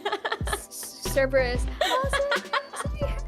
Well, like we were always, you know, when you talk to your pet and your voice becomes many levels higher, like a baby. We always do that, and eventually she started reacting like, so oh yay, I'm a baby. Oh, I love being noticed. Oh, I love attention. Ooh. And we're like, she's not that kind of dog who loves attention. That's so cute. Show me affection, siren. Show me affection. I love it. No one can touch you now. You are mine. No one can get near you. They're now very defensive of you. I mean, that helps if you're like, you know, you need a guard dog in your house and stuff. Yeah, she is now a guard dog in our underworld. The real lore of Cerberus, guys. Do you give them nicknames that get progressively dumber? Like baby, Surubabu, Surubabu, Suriri. Or I don't know, just brownie. If you can't come up with anything Brownie, original. Whitey, Whitey. Doggy. But yeah, just I guess if you have a problematic, I mean like traumatized cat, that's all you have to do. You have to mirror the energy you want them to have and be patient. And your next issue would be, how do I get rid of my clingy cat? What do I do so they don't lie down on my keyboard while I'm working? Like that's gonna be. If that happens, by the way, feel free to send in another letter. Yeah, I don't know the solution. I don't know the solution except for not bring them in the same room as you. And yeah, but Bruce is now really clean. Does your cat ever like when you're walking down the stairs? Bruce will be like blocking the step where my foot is supposed to go next. Just to like block my way, but it's like I'm gonna die by falling off the stairs if you're doing you're this. like, this is accident prone area because of you. Yeah. Like they block while you're walking down or up the stairs, you're like blocking the next step. They know where your foot is gonna land, so you're just trying to avoid your pet. They're trying so hard to get your attention. They're even willing to kill you at this point. Or get stepped on. Or get stepped on. Mommy step on me, real. Mommy step on me in a loving way. Okay. I think we can move on. Do you think? Okay. This was 9. Let's do 10. We are moving so slow. It's okay. It's okay. We have a lot of episodes. Should a person dress more masculine or femme according to what they look like? What's your preference? According to what they look like? What they look like? What do you? I asked the same thing. Like, huh? What do you mean? According to what does that Mortals mean? are so weird. Mortals are. You can just have the weirdest questions. I swear. What they look like? It shouldn't be based on what they look like, but who they are or how they feel they want to be perceived. Yeah. It's about how you wanna express yourself. So if you wanna dress masculine, do it. Or feminine, do it. Just as long as you feel comfortable wearing it, and be like, if it doesn't bring you joy, then do it. Then don't do it. But if you feel more like yourself, like okay, exactly, then do it. If you stopping it. And also society. like you won't really. It's probably society. Probably society, but screw them. Fuck them. Exactly. Alright. And sometimes you won't even know that you're comfortable doing it until you actually try. And sometimes like because you feel like people will judge you, you won't ever try, and that means you don't ever get to be comfortable with what you're wearing, and that's just sad.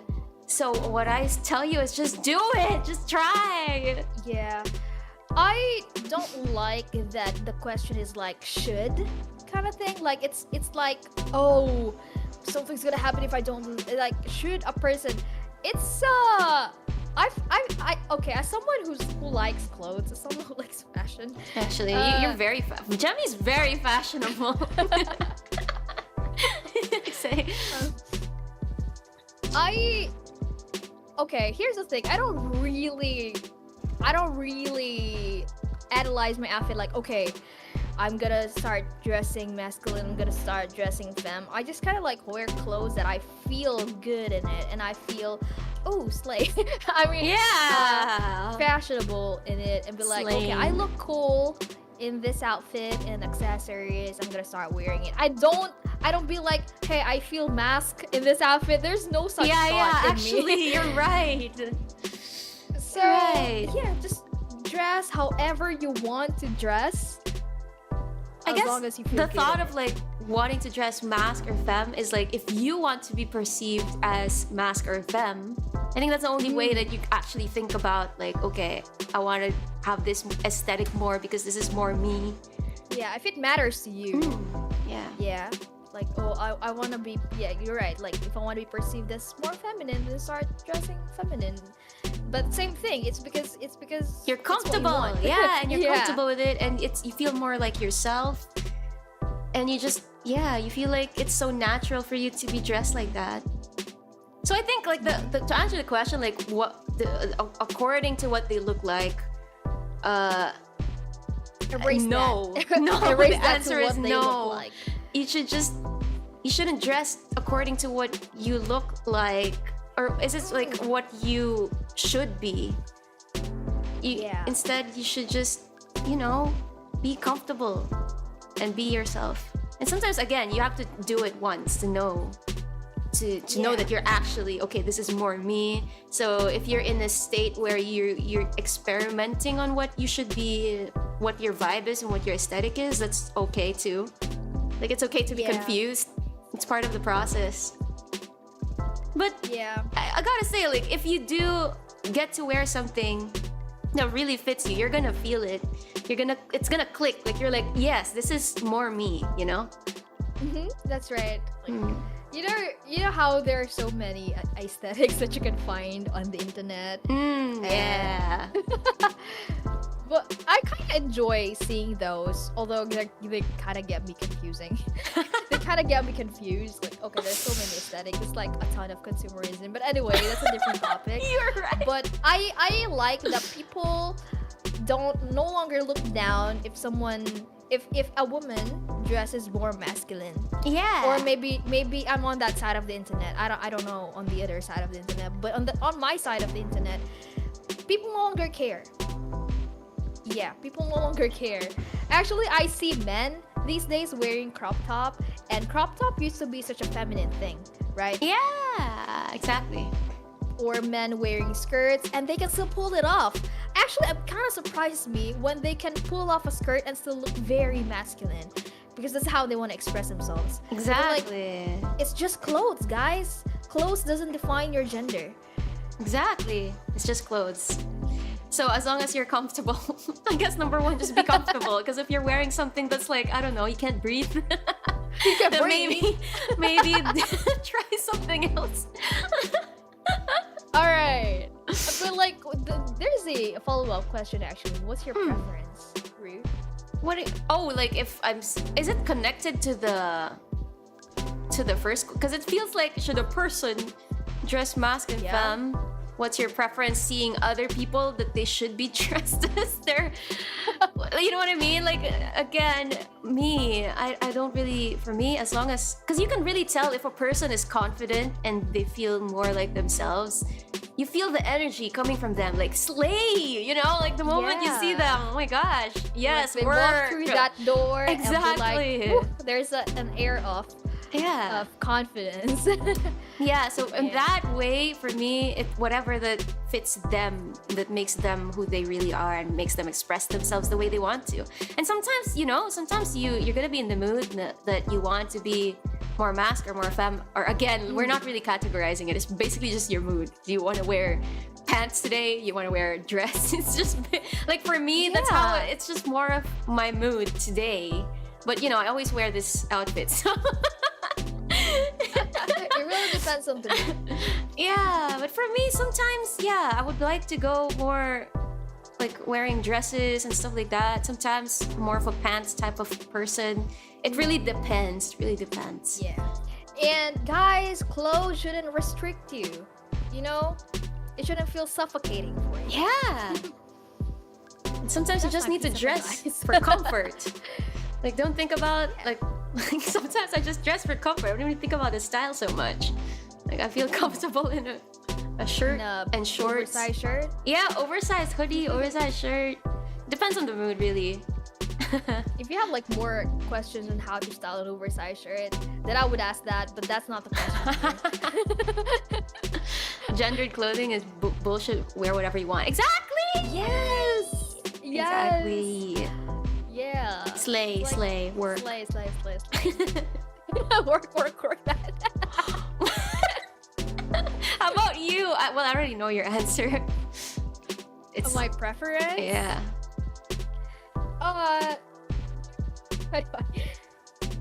Oh my gosh, my preference is I look cool as fuck. And comfort. And comfort. I do prioritize comfort, but I can make comfort fashionable. So there's that. Well, that's so hard. Okay, if you want to connect what's your preference with the mask or femme? I fucking don't know, man.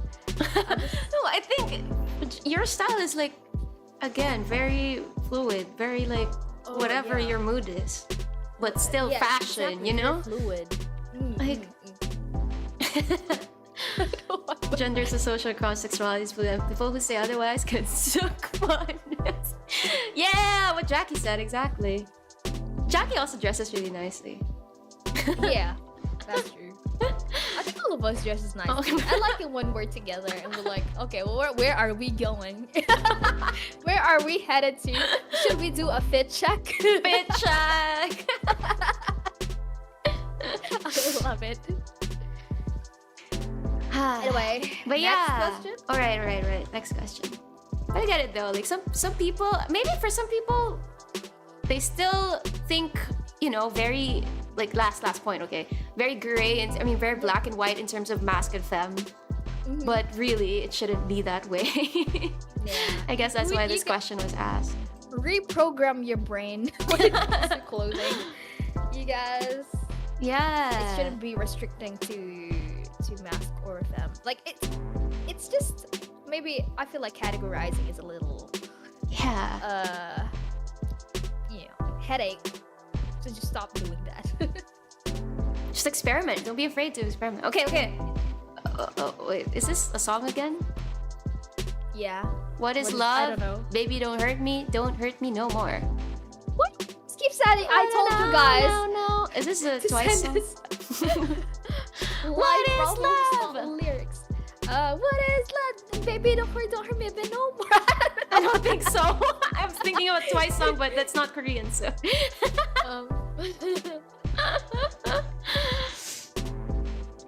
Outfit swap is due.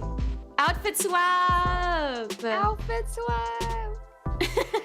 Okay, are we gonna answer this? Yeah, I don't know. What is love? Love, It's forgiveness. patience. It's patience. Boom.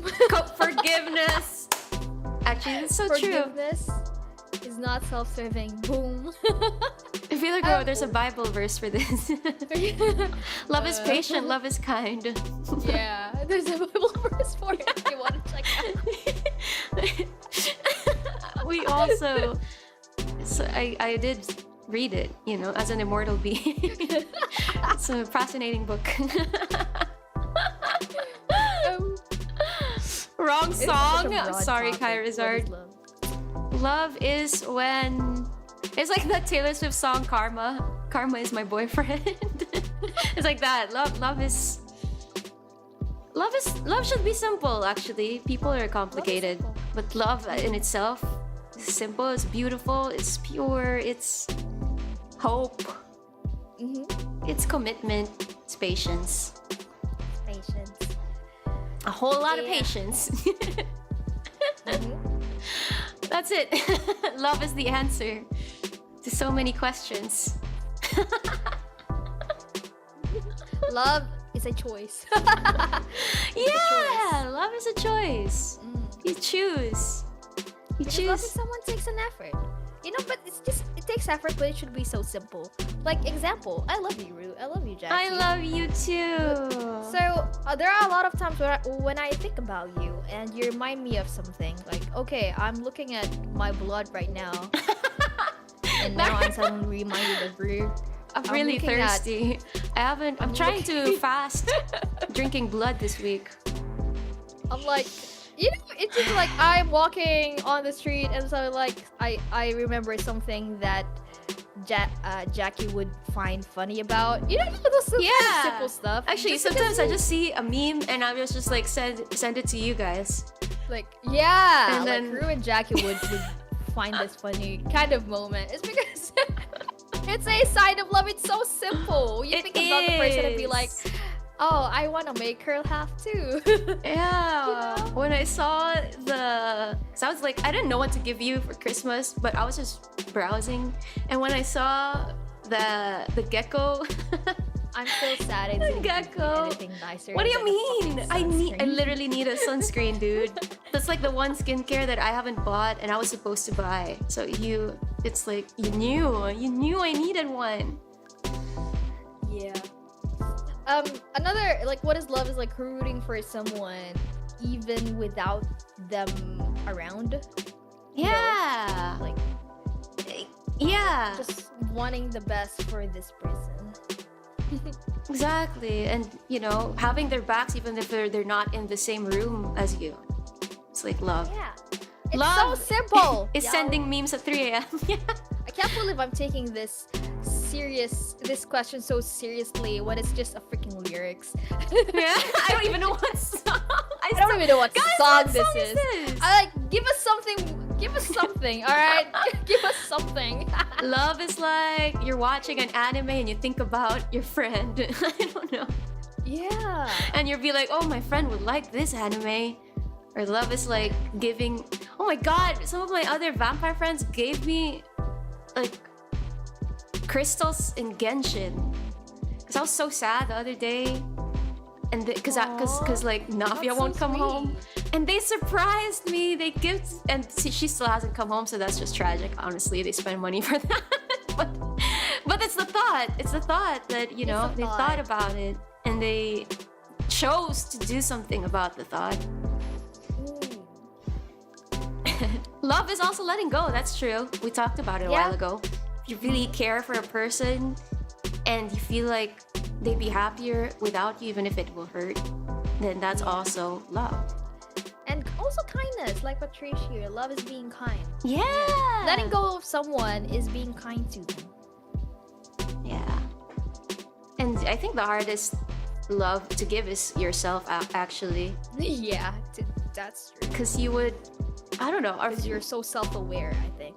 or maybe, yeah, like, I don't, like, you know exactly who you are. Yeah. And You know everything. we have this tendency to nitpick all of our For flaws. sure. As a living being, we're just bound to do that. Yeah. And, well, Love yourself, self-love Kepi. is a process. It's a journey. What else? What else is love? Oh my gosh, hi Ping, it's been a while.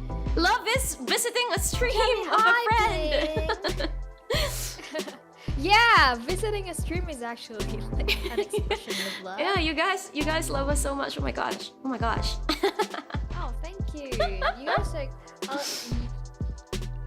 y'all are like, I see names that are at this point.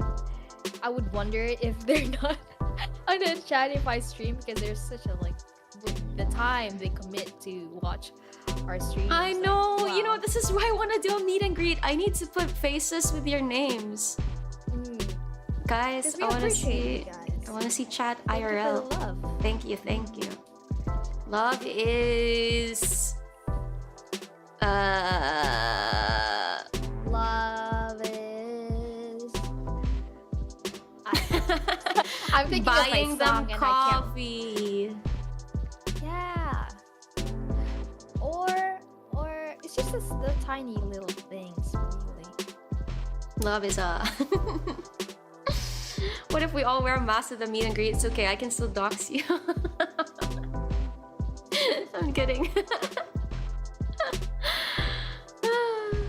Trying to get chat to dox themselves? Oh, I don't need. Actually, we have your IP addresses. We know where you live.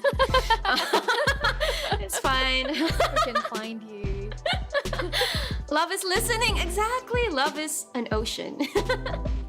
An ocean. How deep is your love? Love is an ocean, and that's kind of big. For me, ocean. If I look at ocean, I remember a different thing, like grief. You know? It's beautiful. It's scary. It's never ending. It's deep. You're right. But grief is love too. So yeah. But if we're gonna be referring to a nature, love for me would be the sun. it's just Gives you life. unless I guess I can't gives you ever energy. love.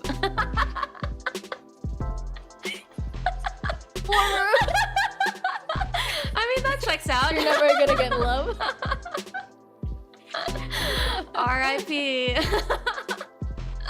Yeah, right. The sun gives you happiness. Lo- It gives you the happy. No, it's painful. energy. It's painful and it Yeah, gives if you you stay too long in the sunburn, sun, gives yeah, you sickness. love could be painful because it's too hot. It's too hot for me all the time. That explains What? so much. Not for a vampire. Get me? It's bright. I know, it's hopeful. bright and painful. Brightness is not... Yeah, but you know what? Yes, I get you. I'm just proving a point to my lore. Lore connected. I'm sorry, you're never gonna get the love from the sun. Love for me is rain. Why is that?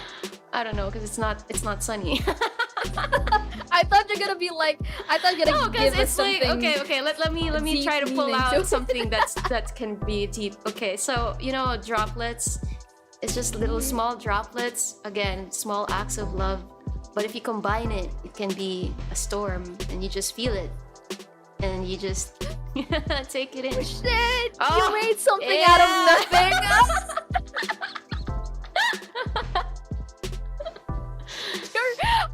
You are so creative on that. Love are the brain chemicals that go wee. That makes sense. Love is, you know, No, if you ask it them to was play like a Valo poem. at 12 midnight, they say yes. Yes. No matter what they're doing, they could be sleeping, and then they choose to play Valo with you. Oh, that's Oh love. my gosh, thank you. Love is when Jackie makes us bake goods. They don't have to do that. We're so Yeah. busy. Yeah. But there's just always something. Oh my gosh, they made... I don't think we talked about it. They made like ube cookies, mancha it's so good. cookies. It's And they so made delicious. arepa con queso. It was so good, guys. So good. Oh, so good. And you know, I couldn't even eat at the time because you know my jaw was swollen. But they made it so soft that even I, with 6 stitches in my mouth, could chew it. Yeah, I That know. was actually Jamie really grabbed sweet. so many cookies. I was like, don't you have stitches? But it was so Jackie's good. love language is baking and cooking. People I see. Love, evol, Yes. velo, valo. Exactly. Okay, I think we now know. It's so common. What next one? Love, evol, Valo, valo. valo. Okay, remember that for Valentine's Day. I'm gonna let's remember that. Let's pin it. Can I pin this?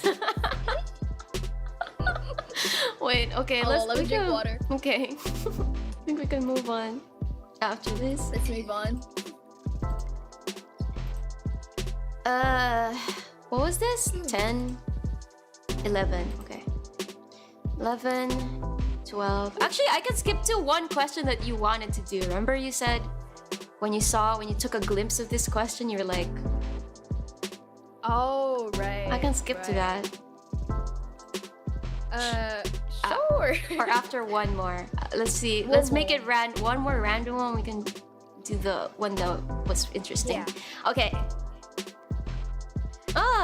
Interesting.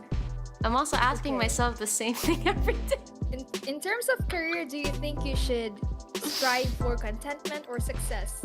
Who the hell asked this? I think it's me. I think I typed it in my sleep.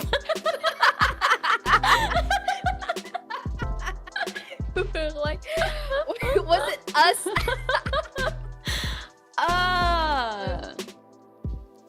this is so... I don't know. Actually, I know. We are immortal beings. We have the wisdom. Wait, let me think about this. We know everything. What is contentment? What is success? What is success? Yeah, I think it's how you define your success, right? Do you define success through numbers? Because that's kind of that's hard to pull off, you know? Because it's never gonna end. If you define Yeah. success with numbers, you're just gonna keep wanting more. Whatever More. career you have right now. Are you an artist? Are you a scientist, a pilot, whatever? How do you define your success? Because sometimes success is like it's okay to not define your success on your job, right? Exactly. Like maybe success to you is being able to fend off for yourself. Yeah, being able to just survive every day could be success. Being able to That's just success. be happy. I think, you know what? I think success is contentment. The moment that you are content, that's successful. that's a win, because not a lot of people are. Or a lot of people tend to question their own worth just because of this, equating it to the things that they've accomplished. Some So- people just getting through a day is already a success, you know? Yeah. And you know, it's a little hard when contentment is such a complicated word for me, because living beings, even us, we strive for more. Like it's just like we're never content for more. We always want something that we don't have yet, right? So is it basically like, okay, if we're gonna rephrase this, is it like you're settling for what you are now versus, you know, chasing after bigger dreams? Is that the... Because I feel like contentment is so vague.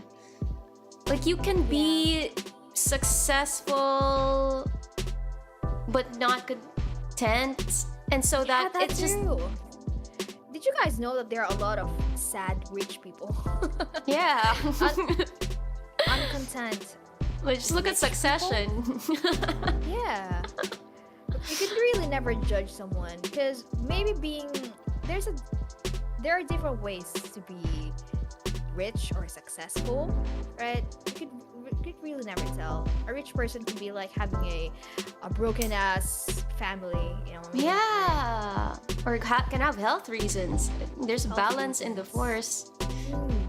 And sometimes, I don't know, I feel like, because, you know, social media just kind of shows you the wins.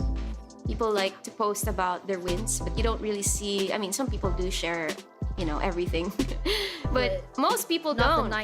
Not the 99%. Yeah, of you won't people see online. you won't see what they're struggling with. You just see the good stuff. Or yeah, so you just think they're successful based on like social media, but really they're not. So I don't know. I feel like if we are to pick, like if I can pick, like, let's say this is like a would you rather be like the richest man in the planet. You're so successful, you're like so famous and popular and so rich, but you're not content, versus like you're some regular normal guy but you're content. I think I would rather be content, because that's such a hard... regular guy, yeah. Because it's such a hard, like, I don't think you can ever be 100% content too. Yeah. Like, sure, you can reach your goals and stuff and like be content for now, but as like, you know, beings of this realm, It's down to want more. something. Yeah. Okay, let's put it this way. All right. Okay, when you were a child, all you wanted was to play, right? You never liked studying. I just wanted my parents' attention. I just want to play my DS. DS. It's so simple. And then you reach college. Okay, for me to be successful, I gotta graduate with flying colors. I gotta have good grades. You know, I gotta make my parents proud. You know, Yeah. I gotta graduate on time. okay, and then you graduated on time, and you thought you were successful, and then after that, And then now you have a to job. work. And now I have to work. And you're like, okay, what is now my definition of success? My definition of success is now earning this amount of money, you know, having my own apartment, not ever renting anymore, blah blah blah blah. It just goes on and on and on and on. Having a hobby, waking up at 7 a.m., working out, blah blah. There's just like, I gotta be this perfect person in order to, you know, call myself successful. I gotta, you know, I gotta climb up the ladder of positions. You know, you can be in the office. Yeah, And- and I feel like that's part of living. Like, if you wake up one day and I'm just gonna sit here, I'm perfectly content. I don't think that's normal. I think you're gonna want. It just never stops. Yeah. It just never stops. But like, That's- maybe you could like take a pause and just appreciate where you are right now and how you've gotten so far. Like, oh, you were able to graduate and you were able to be this person. It's just sometimes. So 'cause, actually, yeah, go. yeah, people crave of more, but sometimes what we have is already enough. You know? Yeah, most of the time. And I think it helps to, like, if you're, because, okay, I don't want to invalidate anyone's pains. Like, I know that people go through different things. Like, I know they're less fortunate people for sure. And that's why, like, sometimes people like to compare, like, you shouldn't be sad because you're actually doing pretty well compared to these people. And I get that, but also don't invalidate your pain too, because, you know, you're your own person and it's okay to be sad. But when you are sad, it helps to think about the past. Like, the stuff that you have done in the past, like, that you couldn't even imagine doing before and you actually did it.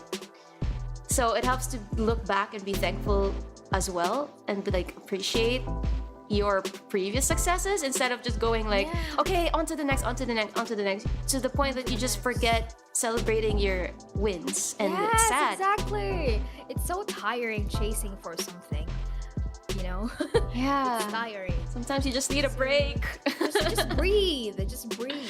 Oh my god. okay. I know so many Chill. people. I know so many people that base on their success whether they could be this. Okay, I gotta be a manager in this By the age company. of blah blah. By the age, yes. And then by the age of this, I gotta be in a long-term relationship by now, preparing for marriage. You know? Okay, and around this age, I gotta gotta have my first, second child, whatever. They gotta study here. I And like, can't. they are planning their lives to that extent and then set themselves up for disappointment because they couldn't be that person. Yeah. You know, Like, it's fine. It's fine. it's fine. It's part of you know? life. You can never tell. Life is so fucking unpredictable, and some things are just out of our control. Yeah. You know? But I guess in terms of contentment and success, or like rephrasing it, like maybe doing something that you're settling with versus going after like a big dream, for example, I think there's a balance to it.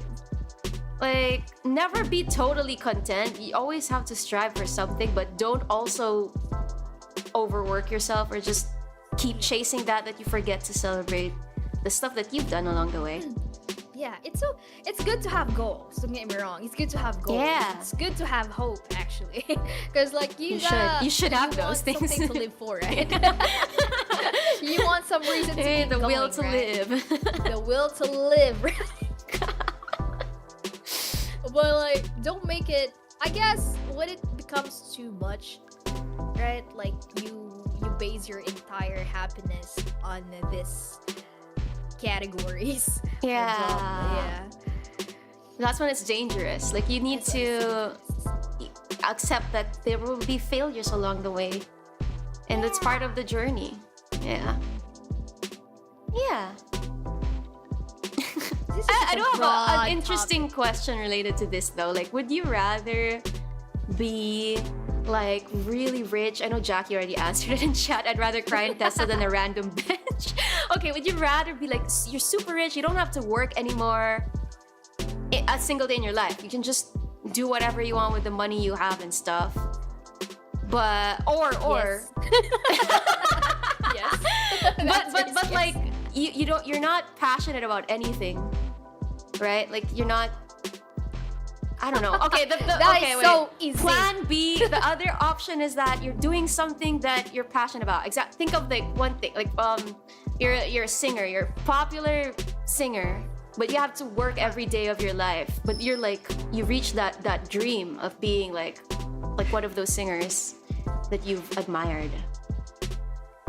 But you have to work hard every single day until you die. Versus you're rich and you're not, but you're not you never sing anymore, or you're not really passionate about anything, but you don't have any talent. You mean? Like, I mean, you could not passionate about anything. You just lost the passion. You're just rich. I don't know. This is like a hypothetical situation, right? Would you rather work your ass off doing something you're really passionate about, or like not work a single day but never do the thing you're passionate about? I don't know. Maybe you just can't, or you just lost passion. I think that with money I can have a new talent. Money can buy me a new talent. I will never get bored. But you money, won't so be a popular singer like your dream. Oh, that's fine. There are way too many pop singers in this world anyway. I can just be rich and just be vibing around, traveling. Even if you can't sing anymore? I don't care. Okay. I don't care. Give me money. I want to be rich. And like you don't have to work, it sounds great, right? Not having to work. If I don't know, like knowing me though, I feel like I would get so bored, but I would be so rich though. So I don't know. I have money. Okay, that Jackie means also I can picks even money. buy time. Even if you like can't sing, like if I invite you to karaoke, you can't sing, but you'll pay for everything. You'll pay for a whole stage and stuff. Well, that's fine. You can go to there are many things that I can buy with money. Give me money, please. Okay, so success is the answer. Forget everything we said before. Forget everything. What I want is money. But you know what? I actually would pick like to be something that I've always wanted to. If I knew that all the work would be worth it, and I actually get to a point where I can say everything was worth it, even if I have to work every day. Maybe I just need like one day off to sleep. I don't know. I think I would, because I want to leave a legacy. Oh, I see. But I guess your legacy will be a statue of yourself in gold. My legacy, yeah, a statue of myself in gold and having real estate. My legacy, I could sponsor an entire university. That could be my legacy. Okay, fair. Well, yeah. And I'm gonna start calling everybody peasants. You broke peasants. The dream, right? The dream. How about you, chat? Would you rather do something you're passionate about, but you have to actually work hard for it? And think about your dream, okay? If you want to be, I don't know, like a K-pop idol or like a Hollywood star or the most popular best-selling author or like anything, basically anything. Versus you don't have to work a single day and you're really rich, but you can't do the thing you're passionate about. I'm pretty sure they'll choose money. I know. I think I'm not normal. If work is easy, it ain't work. Exactly. But then again, what if your dream is to be rich? If you're Taylor Swift, you'd be like a billionaire, right? So you can do both. You can be hardworking and be stupid rich. Yeah, but Taylor Swift probably works hard. I'm talking about like the other option is you're just sitting around lounging in your mansion. You don't have to work. Versus, okay, if you choose the Taylor Swift, if you choose the Taylor Swift path, that's like option B. You know, like you get to be the pop star, but you have to work your ass off. Actually, you think Taylor Swift works so hard? Taylor Swift has an entire team. Okay. Okay, well, to get to where she is, she did work hard. Oh, that's true. But then again, I'm bored. I feel like, yeah, that wasn't an easy success for sure. We can't invalidate her success. Yeah. But now she has both. She has money. Yeah, I know. You can have both. Passion. I guess. But like this is a made up scenario where yeah, you can be rich, but you also have to work hard. But you're not gonna be as rich as the other option where you're just, it's like money is just flowing in an infinite amount. And honestly, I feel like if I have so much money and I want to be singer, I'll be like gotta hire An AI voice. an AI voice, or be like, okay, please auto-tune my voice, make me popular, and if you can't, you're Honest. fired. I'm giving you this amount of money, and your job is to make me on the same stage as but Taylor Swift. in this imaginary world, it's not possible. Like no matter what you do, you're a flop. But you're I'm a rich. flop. But you're That's like not my fault. super- That's my. That's your engineer's that's your fault. engineer's You're all fired. Manager, Peasants. stage director, you're all fired. I have money. I can do anything I want. For someone who doesn't like capitalism, it shows money so fast. I think not being able to Money choose can money buy is honestly happiness. really privileged, and I wish I had that privilege, or am I just broke bitch? Yeah. Yeah, interesting, right? Okay, let's move on. I feel like we've talked about that. I actually would ask that to some other friends, and some of them chose like what they're passionate about, which is surprising to me. But most of them did choose money, so it's valid. Some meaning like one or two. Okay, let's do the thing that we wanted. I mean, the thing that we found interesting.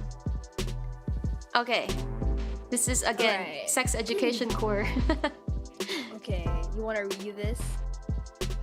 Okay, wait, let me. I'm looking it through OBS. Let me remove studio mode. Hi, Ru and Jemmy. I want to ask because I'm confused. You see, I'm born male, but I want to be a girl. But the thing is, I like girls and not guys. And also, I want to keep my male nether regions, but be a girl everywhere else, like my voice, my chest, hips, etc. Do you think it's okay to do you think it's okay to think or be this way? Yes, it's okay to It's think okay. and be This this is way. so precious that you're asking if it's okay. It's okay. If this is something you don't hear us often about these kinds of thoughts, we're telling you now, it's okay. It's perfectly okay to be this way, and there's Exactly. nothing wrong with you. Be you. Be you. And it's from reading this, it seems like you are already so sure of what you want, the specifics of what you want. Okay, so you're born male, but you like girls.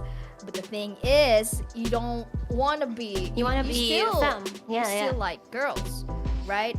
So what you just kind of said to me, you're kind of, not I'm gonna say not kind of, but you sound like a trans to me.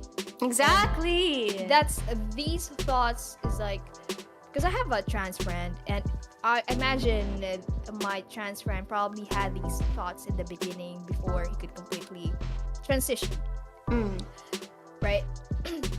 And yeah, what Jackie's saying, as a trans man, non-binary, that's 100,000 million% okay. You can be trans and not actually go through physical transition. Being trans has nothing to do with physical change, but with what you are comfy with. Which I think kind of, when we're talking about the outfits, it's kind of like how it is. Be you. Yeah. And I love, you know what? I commend you for knowing exactly what you want. Because a lot of people don't even know. But you know exactly what you want and you who you already know are. exactly what you want, Which is amazing. This basically explains. Well, this describes a non-binary person, actually. Yeah. So, how do I say it? Like, I lost my train of thought.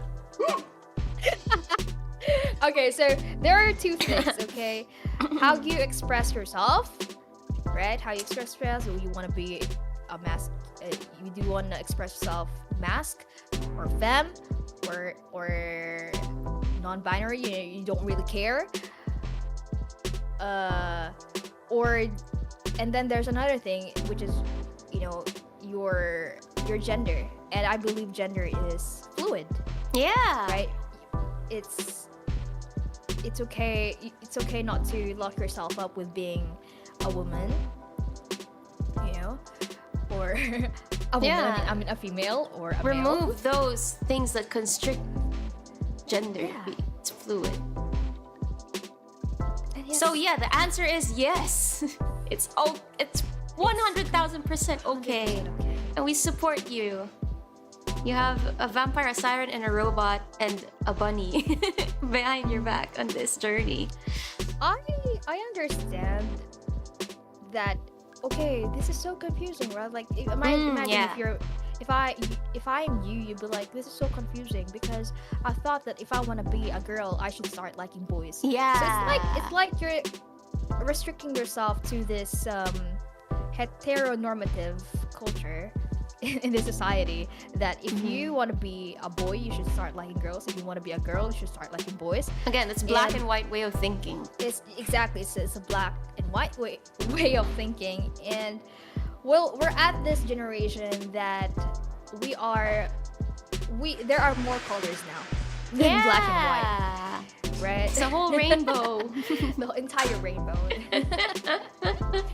You can be whoever you want. You can start liking who you want.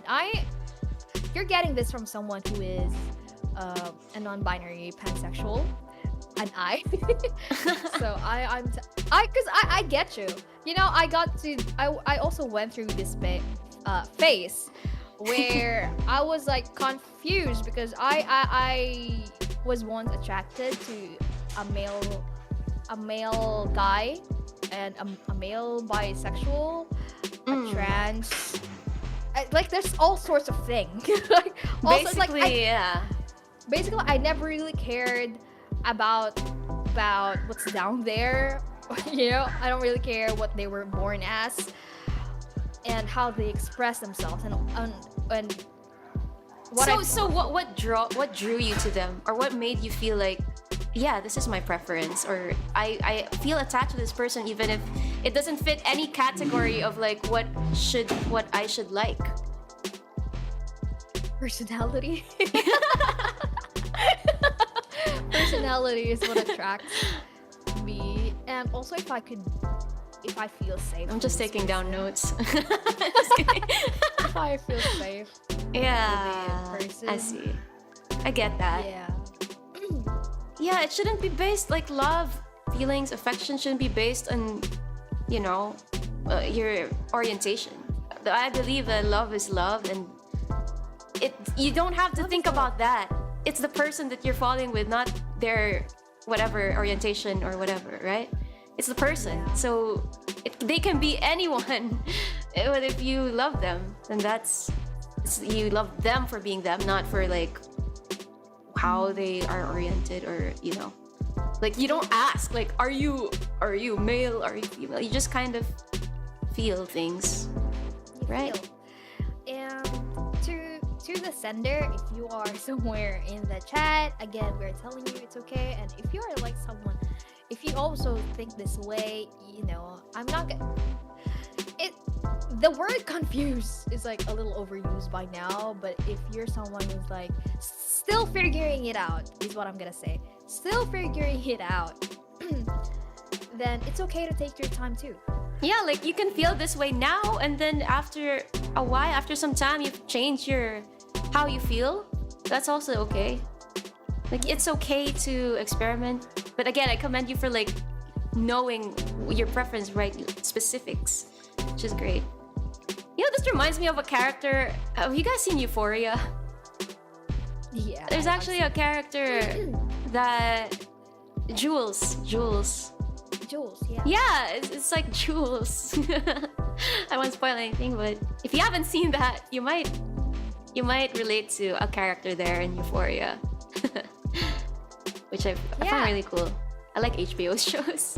You know, a lot of interested people I know don't really bind themselves to gender, or they are so free to express themselves, that because society taught us that if you're a woman, if you're a female, you need to have these types of jobs and these are the things that you can't do, right? It's just it's so restricting. Like, okay, women should not carry hard things.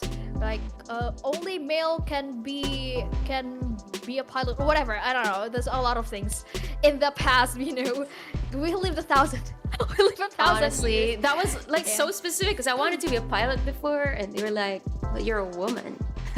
But you guys, we are so lucky to be living up to this generation where the world is more accepting. You're right. Yeah. Imagine how hard it was back then. Because Oh, in it's the so past, rigid. people get killed just for being not straight. Exactly. You know? So we are lucky, and we should celebrate every day as for being gay. Renegades! Renegade, let's go. Oh, and So- I meant Euphoria, the TV show on HBO. Yeah. That's the one with Jules, which reminds me of. And Jackie said they are. Wait. Let me back her. Trans woman, lesbian. Yeah, that might be. Yeah. Might be. Yeah. You're seen and you're loved. Yeah. Trans right, by the way. Trans right is right. Yeah. Got your back. And thank you for sharing this mortal issue. I think even vampire and sirens have this issue, so it's a universal Also, one. if you don't think this way, if you find yourself, but why? But that's so weird. You know, if you have these kinds of thoughts, I would like to extend my understanding to you. No, how do I say this? It's okay to be wondering about these things. Yeah. You don't just because again, the world has made us the way we think now. Yeah. So it has been Like- ingrained for I don't know, Years and years and years. many thousand years. So Right? But you know, just as long, it's okay to wonder, but just as long as you're not discriminating anybody and you're not trying to offend or harm others for thinking differently exactly. than you, then you're good. You're fine. You're a good person, okay? If you're kind, if you're kind to people regardless of how they express themselves, yeah. you know, you're a good person. Even if you don't fully understand it or you're not Yeah. in the same level as these people, so it's fine. It's totally fine. Just keep yourself open for understanding, right? Yeah. Be more open-minded is what I'm saying. Yeah, and it's Helps. all coming from a place of love and respect as equals. Never discriminate. Because we're imperfect beings. We all have flaws. So it's okay to not understand completely, right? But yeah, just always be respectful at the very least and be kind. Yeah. Okay. Thank you for this That question. one. Thank you. That was actually a good question, and I'm glad that someone sent us. I know. It looks like this person actually wanted some help, or Yeah. wanted some thoughts from us. Wait, let's see. Did we So do this we already? Oh wait, appreciate- we did this already. That's 12. Look, 13. Okay. Kinda career related.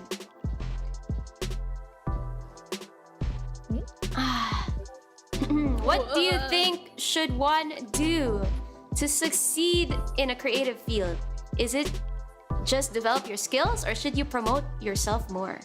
Creative field. Yeah, it's actually like, even if you have the best skills creatively, no matter what creative field, say writing, drawing, singing, basically, actually any field, even if you're the best singer in the world, but no one sees it, then it sucks that no one sees it if you're not promoting yourself. It sucks, I know. It's like some artists I know, they're really good in terms of their art, but they're not really big on marketing themselves. Yeah. And it sucks because it's like, I want more people to see your stuff. Yeah. So we were actually talking about this earlier. Like, keep Yeah. posting your stuff, guys. Yeah. And I know it kind of sucks too, like with how everything is now, like social media and stuff. Like it's harder to stand out because everyone is there. But on the good side of it is now we have a platform where we can share our art, our stuff in the public. Because before, people had to look at it physically. like you go to But now we have exhibits, social media, museums, right? Yeah. This is pros and cons. Yeah, I especially think, if you don't have any background with social media, it might be hard, right? I think a good balance of developing your skills and promoting yourself more. I know the latter is harder. I don't know. I feel like both is hard, but for some people, promoting yourself is hard because you're too self-aware and self-conscious. I understand that. Sometimes we could be like that too. Yeah. But And sometimes like understanding the whole world of social media, like algorithms and stuff like that, it's crazy. Like it's so intricate. And even if you just want to share your art, but if you really, really want like, you know, to have create like a whole strategy just to promote it, it can be intimidating, but all I can say is you just have to keep sharing anyway. yeah, if you feel like, oh, it's a little cringy to be sharing this, be cringe. Embrace it. Be cringe. Embrace the cringeness. And like Ru said earlier, it doesn't need to have 100 likes or 1,000 notices and views. You just need at least one who would appreciate you to keep going. Exactly. Sometimes that's you. If you appreciate it and you posted it and you just treat it like as your online diary to post your stuff. Yeah. But yeah.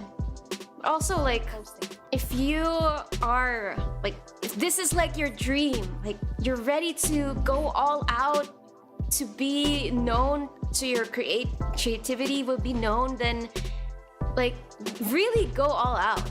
Like don't half-ass it. Like if you, this is like the other way to look at it, right? Like research on trends, research on what people like, make friends with people who can teach you how to be better as a creative. Like there's so much many effort. yeah, like you can, if you really, really want to succeed and you're willing to give everything, then just do it. Yeah, and be smart about it, because I think what you just said is being smart about it too, like studying about it, connecting to people who know more about it. Do not get so much intimidated by extremely talented people, because I'm telling you right now, they were not born geniuses. All of these people work hard We know. to get there themselves. Okay. Yeah. There's no one born genius, is what I'm saying. There's no one born genius, but some people have more privilege than the others. They could be born, hey, these people have more money and have more resources to study this art, have better professors, have better schools, have better connections, has a family who owns a gallery, whatever, right? Okay, there is where the differences comes in. So you just have to work differently. And actually, what I would suggest is go closer to those kinds of people. So yeah, Approach surround them. yourself with people that can inspire you, Yeah. and lift up your art, your creativity to the next level. But yeah, this is like if you really, really want it, and like, you know, just do it. Just give your all. Because I actually believe that if you do give your all towards something, like literally 100%, like you're every waking hour giving it into something, it'll produce results, you know. That reminds me, actually, I have this friend. Maybe some of you are already familiar with him. His name is Marble.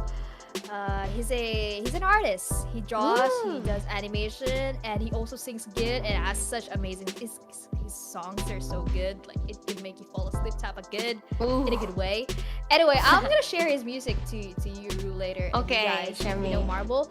Anyway, what he said to me before when we were talking, about this type of topic, actually, like we're talking about dreams. He's like, it's okay to, I don't really care if I would have to put out 1,000 songs. I only need one to become a hit, Yeah. to be successful.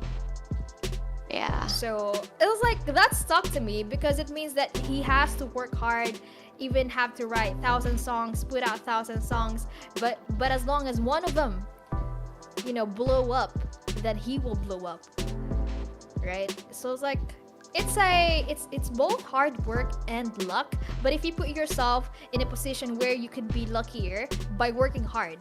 Yeah. It's a combination of both, like actual good quality stuff and also luck with like the algorithm and stuff, but also like researching on the marketing stuff. So that's also really important.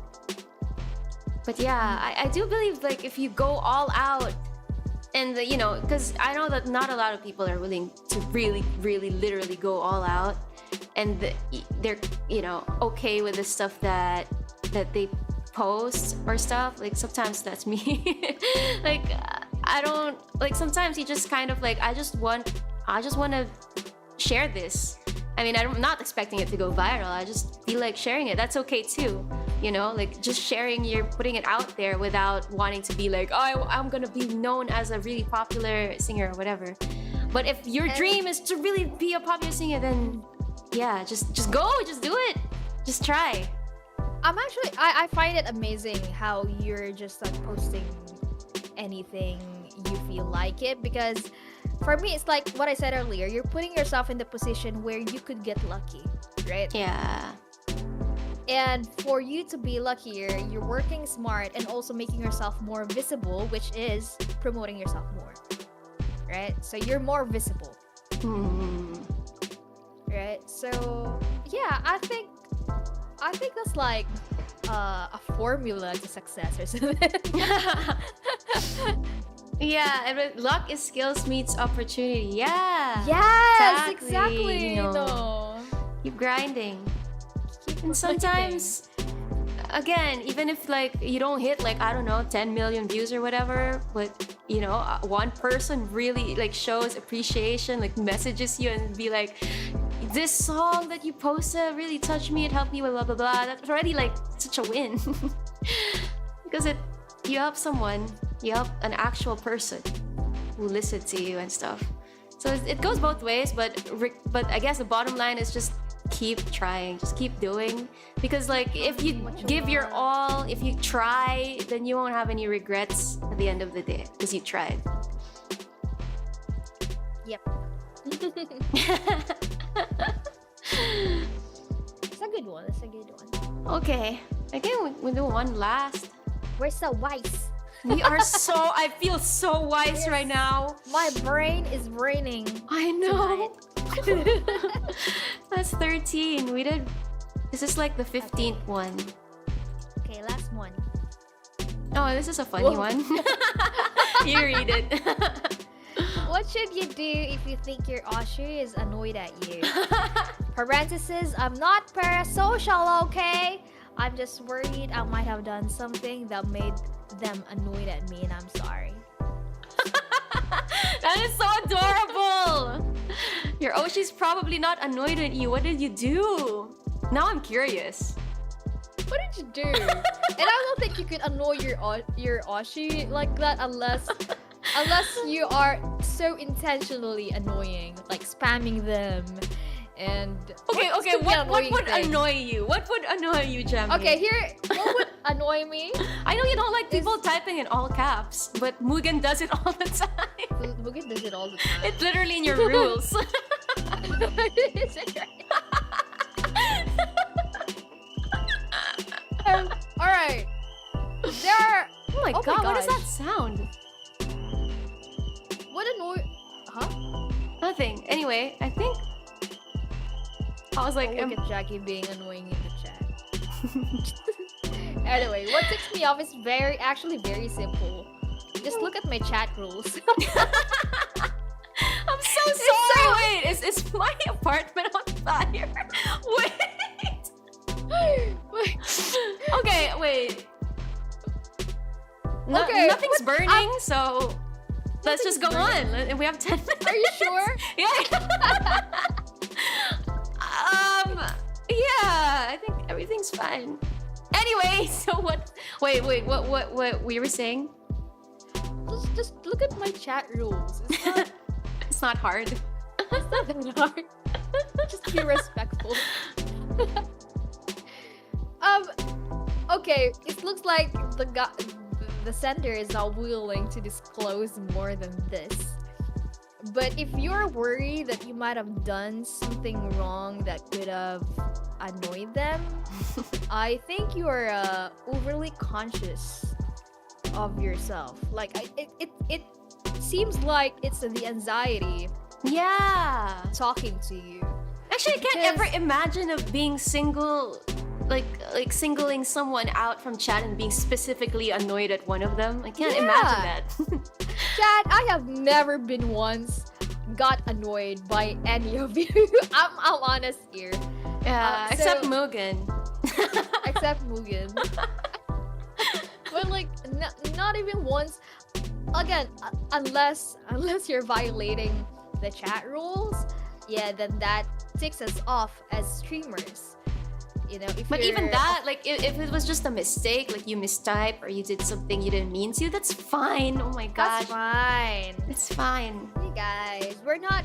I mean this in the nicest, loveliest, good way, but we're not thinking about what one single person said in the chat all the time. We probably just like, oh, that's not nice, and then we just brush it off because we gotta keep going on the stream. We'll right? forget about it like by the time the By the stream second. ends. Actually, by a few seconds. I can't the imagine being second. single. Shut up. Yeah, That's not what I meant. and we wanna be. You always like. Us renegades, we just want to focus on the fun, the positive moments that the chat is giving us. So we can't really focus on the negative ones, you know. Or anyway, you'll get banned. Anyway, if you, I'm just guessing here because there's not much context in this segment. Yeah. What did you do? What did you do exactly? Avery, what if I type in all caps but like this? I just have to squint a bit. It's kind of small. Not me. I remember all transgressions done. I will live in anger. Okay, Jackie. I will see you all in hell. Anyway. Well, yeah, I guess don't be too anxious about it. If you feel like she's mad at you, they're probably not. Or if you really did something insanely, like, I don't know, you clipped something that I actually can't think of an example that has happened. I'm trying to look back on my Oshis.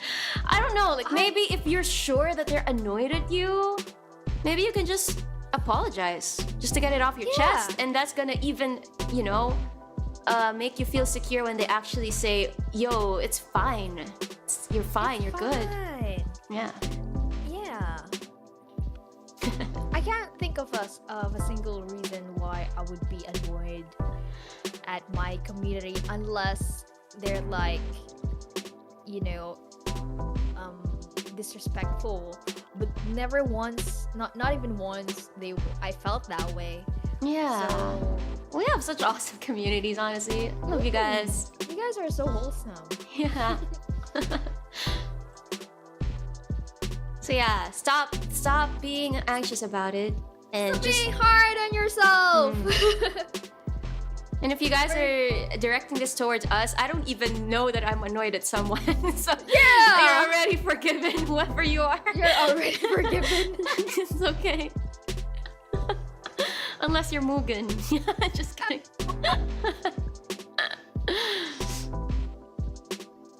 Anyway, we appreciate you guys. Don't be so hard on yourself once again.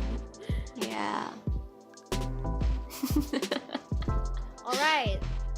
Should we What's do the last? one last quick one? Nice, okay. All right. This is 14 to 15. And Wow, I guess the 15 questions that we didn't finish, we can just do it on episode The episode 2. Yeah. Okay. Oh, this one's long. Go. I'm in my late 20s, and it feels like everyone else my age is moving so fast. getting married, moving out, high-paying jobs, etc. And I can't help but compare myself to them. What advice do you have for a late 20-something dork who feels a bit left behind?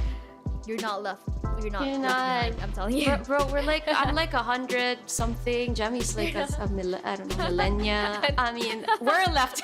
We're VTubers. We're VTubers. You guys are not left behind.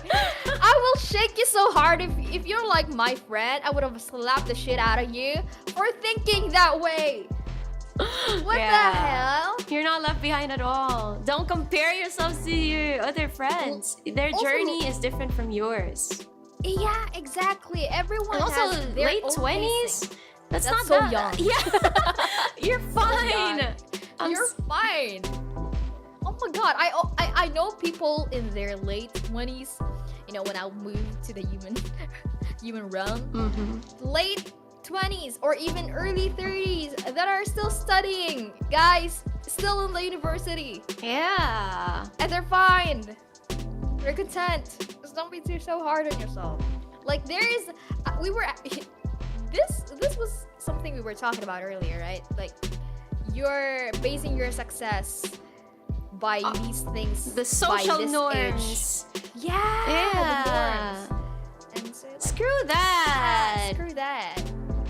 Getting married in their late 20s? That's so young. At least reach 50s. Are you sure you want to get married in your late 20s? That's a big mistake. I'm just kidding.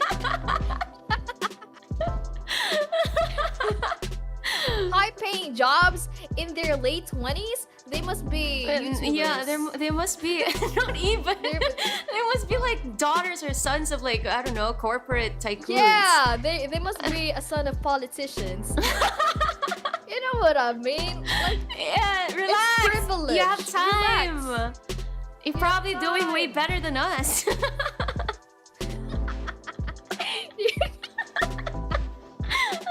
that hurts my kokoro.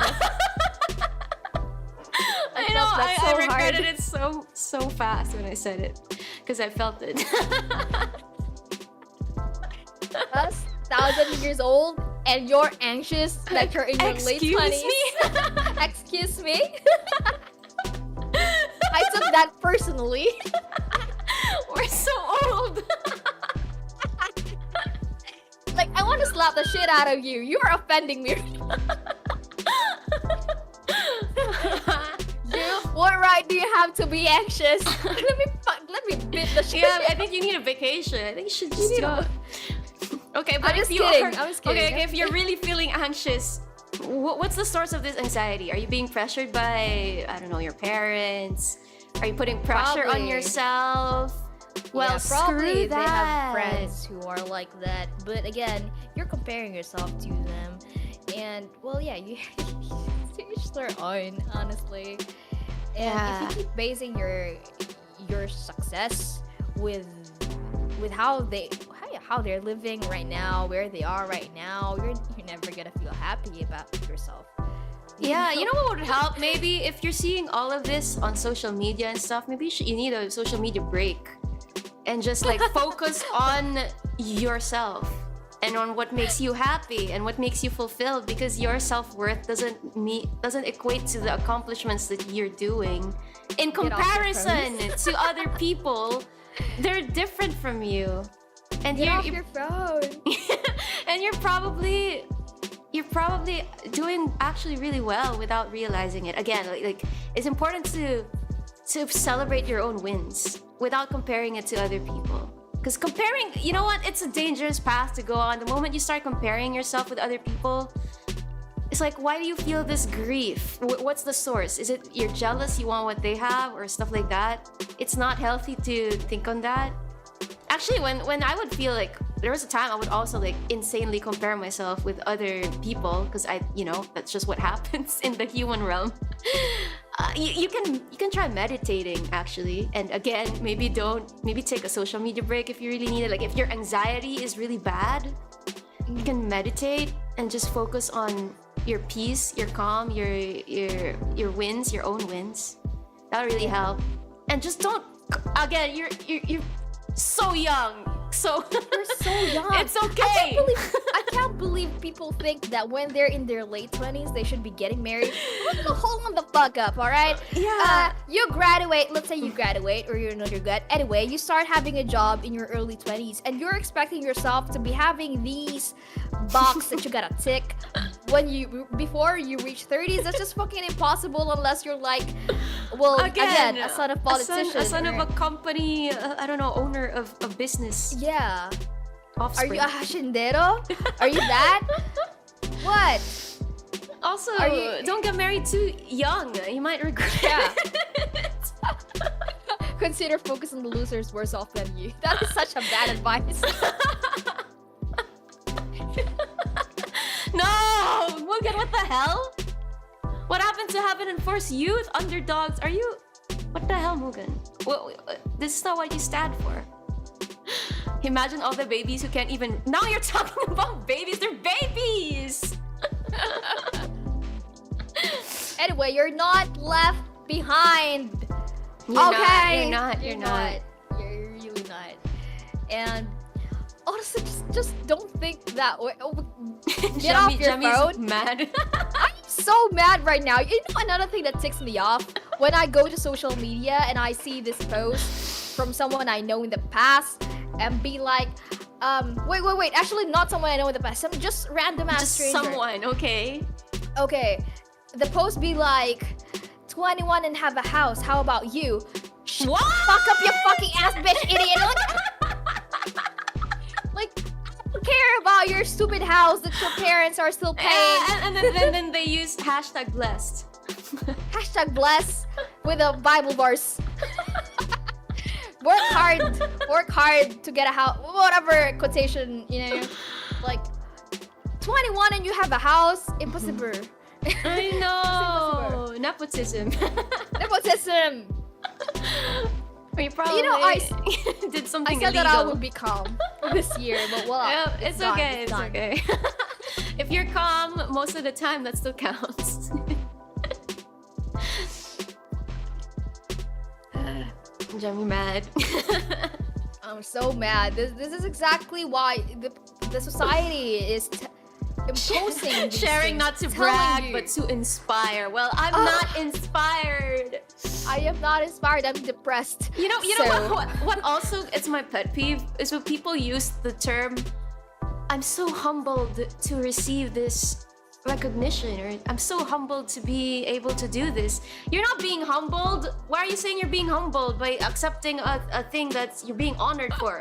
I hate it when people use humbled, especially when they're taking an award. I'm so humbled to receive this. You're not humbled. You're humbled if someone stole Get from off you. that stage now. Or if like you're giving some, like you're losing something, but you're not being humbled by being. Anyway, that's like one of my pets. I don't know why people use that word. Yeah, it's humble bragging, exactly. Stop it! Yeah, Just brag. I would rather you brag outright than humble brag. Just brag. Just brag. Just be true to yourself. I hate it when people associate their success and their age. Like, 19 and have this, 20 and this, 21 and blah blah blah. Like, nobody cares how old you are. Okay, I'm not trying to say that you can't post about your success, you can't, brag about your success. By all means, do. Small success, big success, do it. It's just I hate it when someone has to add an age. Like, why the fuck does it matter? What are you trying to tell us? That we're old and unsuccessful? Exactly. CEO at 18. CEO at 18? Of what? Of soaps? It's probably a scam. No, but honestly, there's nothing wrong with sharing your stuff. We're just being salty. We're just being salty. You can go ahead and share, but just don't humble brag. If you're gonna actually brag, just actually brag, please. Don't stop sugarcoating you being bragging by being humble. No, just brag. It's okay. Another thing that annoys me. So I probably should get off Reddit, right? Probably. I read these threads about I invested when I was 17, and now look at this amount look of at money my success. that I have now. I invested in crypto, in stocks, in blah, blah, blah, blah, blah, blah, blah. You should have started years ago. And I'm like, well, not everybody has rich parents who could like support you. And like, not everybody is actually that. I don't know. Like, nobody taught me these things. You expected me to be rich. Yeah, that's also humble bragging. I would hate rather it. like if they bragged about what they did with the money they got. Like for example, they actually helped some like charity or whatever. But like it's just so self-centered without really, you know, like But again, if you are happy about something, you should share about it. Okay, this is not the same. It's not the same as that. Because I also really like people seeing their genuine wins. It can be inspiring, yes, but if you're humble bragging, it's a different story. But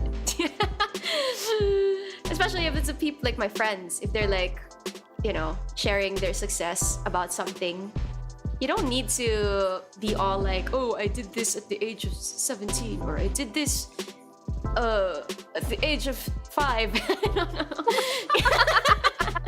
I have a house at the age of 5. They're gonna get younger and younger. Let me tell I you. am a CEO by the age of in 12. 5 years, it'll be like, I'm 3 years old and I have a house. Oh my gosh, another thing that always makes me like artists, you know, pop singers, be like, especially, I love Billie Eilish, you guys. I sing a lot of her songs. But I don't like how media has to always mention her age before. Yeah. Like, 16 years old, blah, blah, blah, blah, blah. 17 years old, hitting Grammy Awards, and blah, blah, blah. Like, can you not? Oh my god. Like, why does it matter? I really... Because they know we're mad. We're mad. I'm mad. Also, by the way, if you're the type of person who compares yourself to your friends and doesn't feel happy when your friends are getting these successes, or like hitting these milestones, I wouldn't say successes, but like hitting these milestones, or you know, they have wins like these high-paying jobs, you're kind of a problem. You gotta feel happy. You gotta feel happy for your like friends. we're talking about people who aren't our friends. Yeah, but it's different.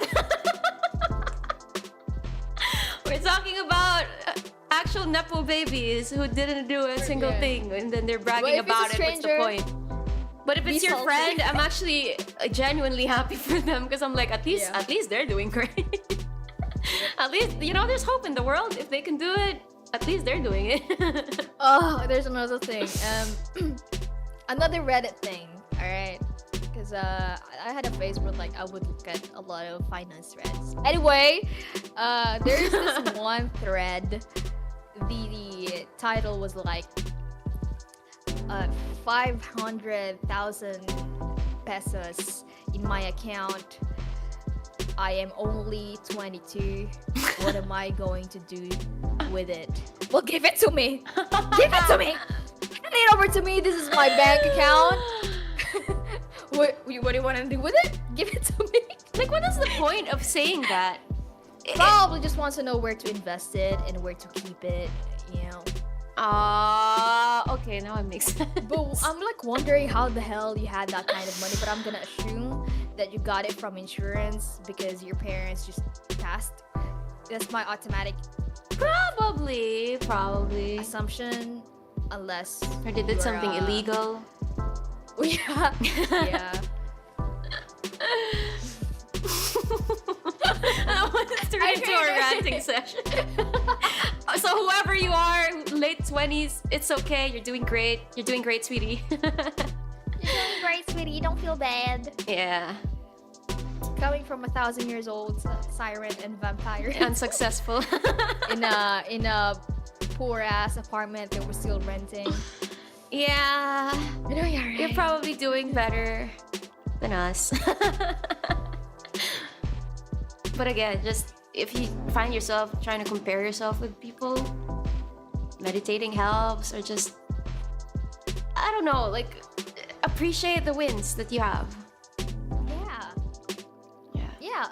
yeah, Rob said he made an amazing omelette and I love myself. A win. Post about it. Ooh, omelette. A win. Hey.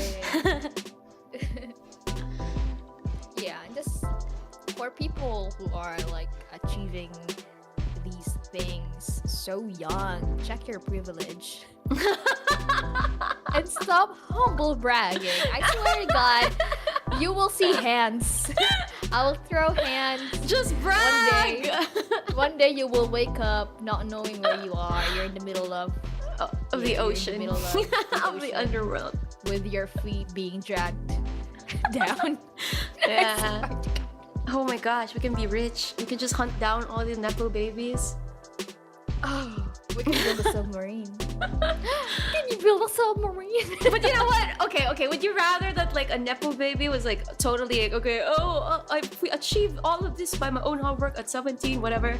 Or would you rather, or like, I mean like who's more annoying? Okay, or someone who's like a Nepo baby but is like, no, I don't want to take the money. I want to build myself up my own way. Because for me, it's like you already have the money though, so yeah, that is annoying, right? Won't you just take it? I feel like I'm reading a Wattpad story when you said that, like, no, I'm gonna achieve this on my own, but that is fucking impossible, you know. Even if you say like, okay, I'm trying to achieve something on my own without the help of my parents. But they're obviously getting help, you know. Like, obviously they're not like living in some. You know, ugly apartment, like living in, I don't know, a fucking penthouse with their Tesla and whatever. They're obviously getting help, but they're like, oh, I want to make a name for myself. I don't want to work for the company of my parents. I will do it by myself. Yeah. So that's also annoying because it's like, just freaking own it. Just brag. It's like, my God. But also that's kind of annoying. I guess fuck rich people, right? Unless they're my friends. Unless they're my friends, be friends with, just stay friends with me. But fuck rich people, right? I think when people, the nepotism children, when they say that, they're talking about, ooh, their business, their career. But they forget that the reason they were even able to reach that spot is because your parents gave you a good education, a good connection. Exactly. You know all these people, and people they automatically respect and choose you because you are reminded them of their parents, of your rich parents. So fucking check your privilege, guys. if you're like, I hate billionaires. Billionaires shouldn't exist. Oh, have you seen Fall of the House of Usher? No. Oh, watch it. It's rich people suffering. You're gonna love it. You're gonna love it, Jemmy. Let's watch it. I love seeing people suffer.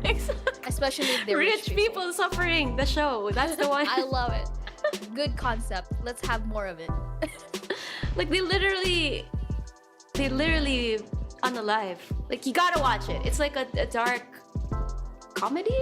I don't know. I think some people will call it horror, but I don't really. It's more of like it's like Succession, but darker. Thriller. And it's not really thriller because some of them really deserve what's coming at them. You're gonna like it. It's rich people suffering. You just have to watch it. It's short. Okay, send it to me. It's on Netflix. All right. Okay. I think we've talked about this. Yeah, I will now meditate. I'm hungry. You will meditate. I will now be angry in my sleep. I will continue being angry in our private chat. Hey, Saltburn is good too. I read the premise. Oh, I haven't seen it. Yeah. Okay. Rich people suffering is a genre of shows. Sometimes I dream about killing rich people. Like the really evil ones too. And then we can just steal good their money. Rich people. When I say rich, like they can probably buy a city rich. They're probably not good. Or it's either they can buy it or they already own it, like some percent of it. Oh my gosh. Triangle of Sadness is good too. I've seen it. Yeah. Rich people suffering. I told you it's like to the cast. Iron Man is rich people suffering. You could say the same with Batman. Batman is a rich person suffering. In emo-ness. In being so sad. Ooh, my father died. I'm so sad. I have so much money. I gotta start saving people now. What to do with this money but buy expensive gadgets to save people because they're so pitiful. Ooh. Oh god.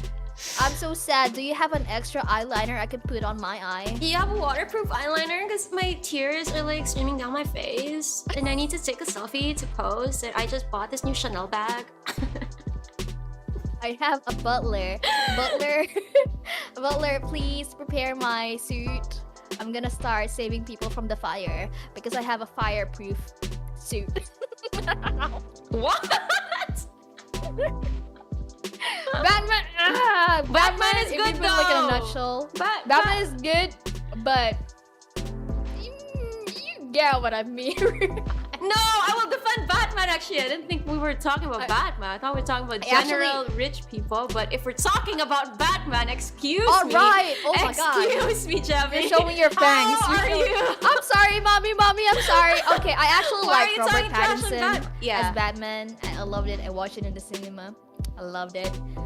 But I mean, like the concept of someone being rich and then chose to be a superhero, and you could only be without even having a single He's using talent. his richness to save people and to like get rid of, you know. If he wanted to save people, throw away money. He those does. people. He supports charity in the Wayne enterprise, and he's trying to overthrow corrupt. You know, Gotham is such a bad city. There's like He's corrupt not reaching politicians, me. weird. Well, the money that he's throwing out to charity is not reaching me. I am charity. You can be Robin. He can adopt you, and you can be Robin or Batgirl. If what it takes is to put on eyeliner and be an emotional in my own in the castle, then yes, I could be a Batgirl. You don't have to put black eyeliner. You need an eyeliner to be a bat. slander on my channel, Jemmy. What the hell?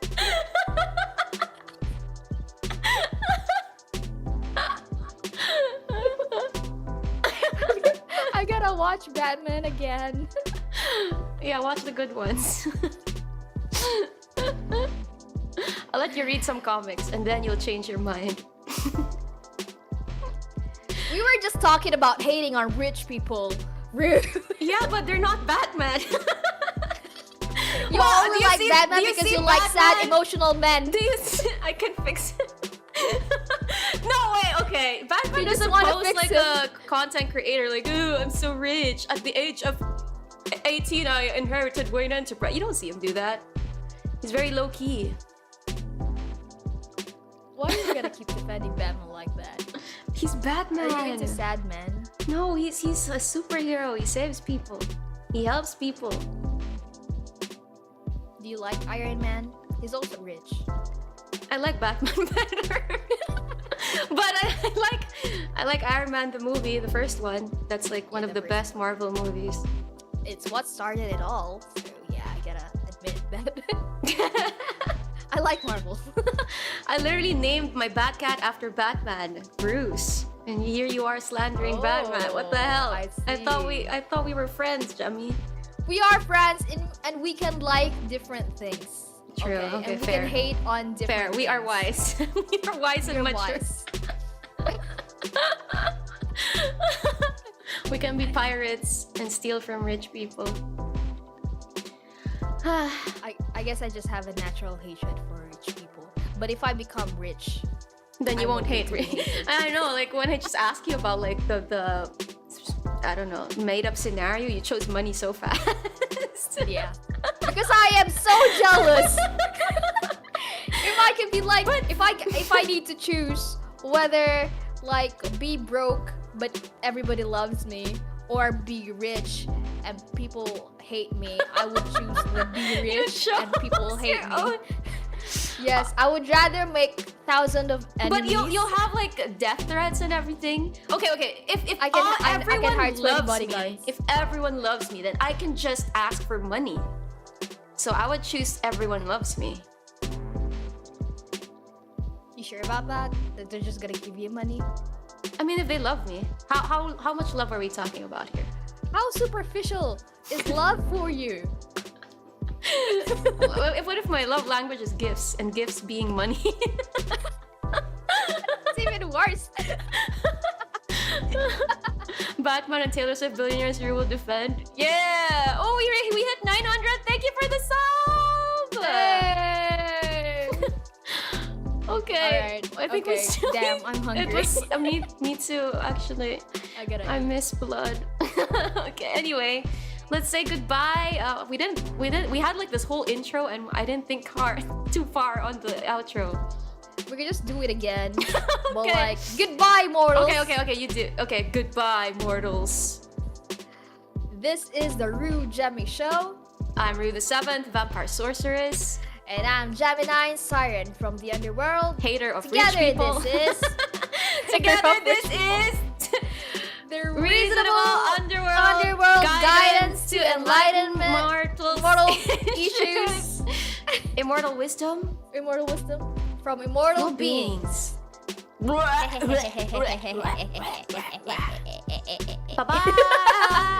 Bye-bye, Gemmy, bye.